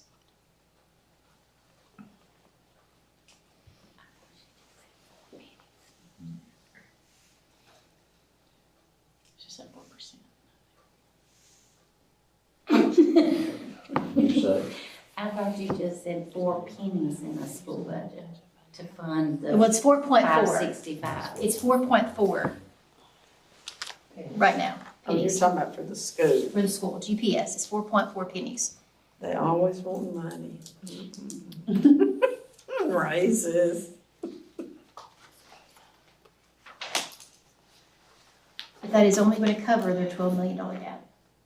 And So nothing next more for year. next year. So next year, then we're going to be looking at needing additional funds. Did y'all ever get a answer on possibly doing the lease for the Chromebooks? We'll have to submit that, so I don't know. Yeah, they wouldn't give us an answer without. Without actually doing an official submittal. Because that's $6 million right there that And it would, if we were able to do it, it would offset that 6 million. We'd have 1 year's worth of lease payments, right? So, Right. But it'd still probably be less than the yeah, 6. which is what we had tried to do Instead until of 3 years ago. Because that's the only area I see, the only, Fully. See, we normally take some out of fund. We take out fund balance, but right now we are short in general fund, or general debt and real debt. I could use a penny in both of those. If we did, So if we shift those out, that's the 13 total. I need a penny in debt, and then right now, our revenues are short from our expenditures $6 million. So I need 2 and 152. if we did give them a little extra, and we took some of it, could we get by with 9 pennies? Do you? Well, I would say, I'm just doing the math in my head, I'm rounding off here. But if you gave them 4.5 and us 3.5, well, wait a minute, 4.5. If you each gave us 4.5, that makes 9, right? Yeah. Because they're liable to get some more money in from the state. There's probably some things we could take out of fund balance. And we can always adjust this, but if you did 4.5, 4.5, that'd give you 9 pennies. What is Davidson County talking about raising theirs? Have you heard? Everybody's. We have not heard anything. I heard possibly another 10%, How much? another 10%, Percent or 10 cents? 10% of what it currently is. But it's Yeah. over $4 now, isn't it? Yeah, that's what, then, you got Nolansville, we've got Nolansville out there, they're gonna be raising their taxes. I don't know if any other municipalities are looking to raise their taxes this year. Well, you know Thompson Station is. Yeah. The sheriff's go by. They're blaming out. So I know- Would 9 pennies, let me get back to this. Wait just a minute. With 9 pennies, if you gave them 4.5 pennies, and said ours at 4.5 pennies, have you got enough in fund balance to take? I have enough in fund balance. Huh? I have enough in general fund balance to take. What would happen next year, though, if we wanted to give a raise next year? You're not gonna get a raise next year during election. You all just. I'm talking about employee raise, employee raises, yeah, salary increases, not raising taxes. Well, you've gotta realize too, we're not through building in this county. We're averaging 350 to 425 new residential. And, I mean, Well, I see what you're saying, yeah, with that, bring that in enough to cover those raises. I got a question on the bond rates, because we know the rates went up a little bit. Like, I think we paid 4.5% as the average this last week. I think so. Is there any indication that bond rates might start to go down again? That we might be able to refinance? That'll be November. November, but I mean, a possibility, if they did to refinance, because that would save on the interest that we're paying.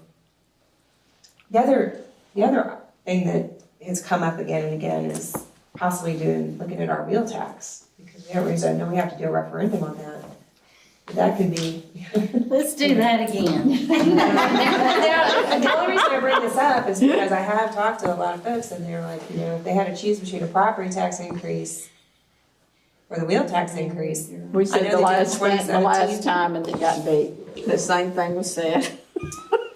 I think, it's worth trying again, because, that is a recurring income, and it's a lot of money on the table. Could be an additional $4 to $6 million a They have year. to do them both for it's all over. Mm-hmm. You don't have to do a referendum on the wheel tax. No, it takes 2 times, it's county commission. 2/3 vote in the county commission, twice will raise the wheel tax. I mean, I'm just Last concerned time about they did, they signed The county commission chose, and that's another option. You can either do it through county commission approval twice at 2/3 vote, or by referendum. You all chose referendum. The only reason I say that is because when we raise our property taxes, we know the implication is to rent into small business owners, into everyone across the county. Versus a wheel tax, you kind of, at least you have an option. If you want to own 5 cars, great. But if you only want to own 2 cars, then that's. Well, and I don't disagree, it's an there's a lot of things in an option, but we're down to the wire. You don't have enough time to do 2 readings of the wheel tag. Right. I'm not saying for this Yeah. year, but I'm saying, next year, so maybe we can do the 9 pennies and not worry. See where we're at next year. As a general rule, Commissioner, most people do not vote themselves a tax increase. The exception to that was about 5 or 6 years ago, somebody helped me out when we did the sales tax increase and gave it to the schools, and the cities they got an increase without having to take the heat for it. But That was a sales tax. I mean, I'm just saying, personally, if I had to choose sales tax, wheel tax, property tax is my least favorite. Don't like taxes at all, but you still have to find government.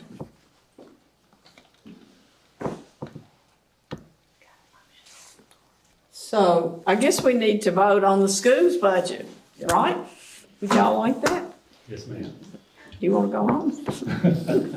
Well, we have a motion, right? Okay, got the motion. Does anybody have anything else to say about the school's budget? I think we beat it to death of the day, pretty much. Are we ready to vote on $565,306,797? Everybody in favor, say aye. Aye. Anybody against? And I want to say one thing, I appreciate Jason and his team and the school board for coming in with a very good budget this year. Now, several people have said that. Thank you, Mayor. Just as a quick reminder related to pay, we are going to emphasize some supplements and some market. That discussion with the sheriff just triggered all those thoughts in my mind. If we were able to fund this. I think you did a very good job. I've been through other superintendents that weren't quite so easy. Don't tell him that, it'll be worse. No, he does a great So, job. You trust what he says. Madam Chairman, I'm gonna let Diane help me out because it's late, but our next meeting after county commission meeting Monday night, we will meet on Tuesday. 13. Maybe you got those dates, you wanna read them out, tell them what we're doing, because we do have to set the tax rate. Yes. Is that what Will said? 13th is to review and adopt the consolidated budget. So be giving that some thought. If Commissioner Smith, if you wanna run with the wheel tax, that's fine, but we don't have enough time to get that done by July Yeah. 1. Yeah, I don't think this year is feasible, but definitely if we can have a more conservative, Do it you know, later on, yeah. You just have, property tax, anything we can do to save some pennies this year, and then possibly look at other options, for next year, so we don't have to be as conservative as possible. 9 cents is not bad at all. In a growing county, I say this, every time we go through this, nobody likes them. You'll have some people who'll be upset, mad. You'll have some people who never say a word. Others, for the most part, will say, we're getting a good bargain for what you spend your money for. I think some of the feedback that I've gotten is just, they just wanna know, what it's going towards. When you can say, when you can break it down for them, ambulance service, debt service, you gotta pay back our debts. Goes there. And then you got the schools. I think it's just a matter of, everybody understands that this cost of everything's going up too. Well, one thing you do need to keep in back of your mind for all of us sitting here, that in 2026, you're gonna have some dollars to pay for jail, juvenile, and what? Justice. And they're gonna have more personnel in 2 years, not the first year. But then that second year, they're gonna have some new personnel. Let's hope some of these policies though too that go through, I'm very hopeful that maybe we'll get more money from the federal government for our infrastructure so that the state doesn't help them with their shortfall, it doesn't take away. Grants? They get ready, I'll be cut out for the same. No, I'm talking for the Department of Transportation, actually, investing in our interstates and taking care of it. So more money's coming into our state and into our counties. What about the representative state reps getting us some more money like everybody else gets? How about if we do this for Tuesday night, Madam Chairman? Ask Phoebe, so we're not caught flat-footed, if she can get it out on Monday and I know she's under a lot of pressure to get all this budget put together, but she roughly said she needs 13 pennies.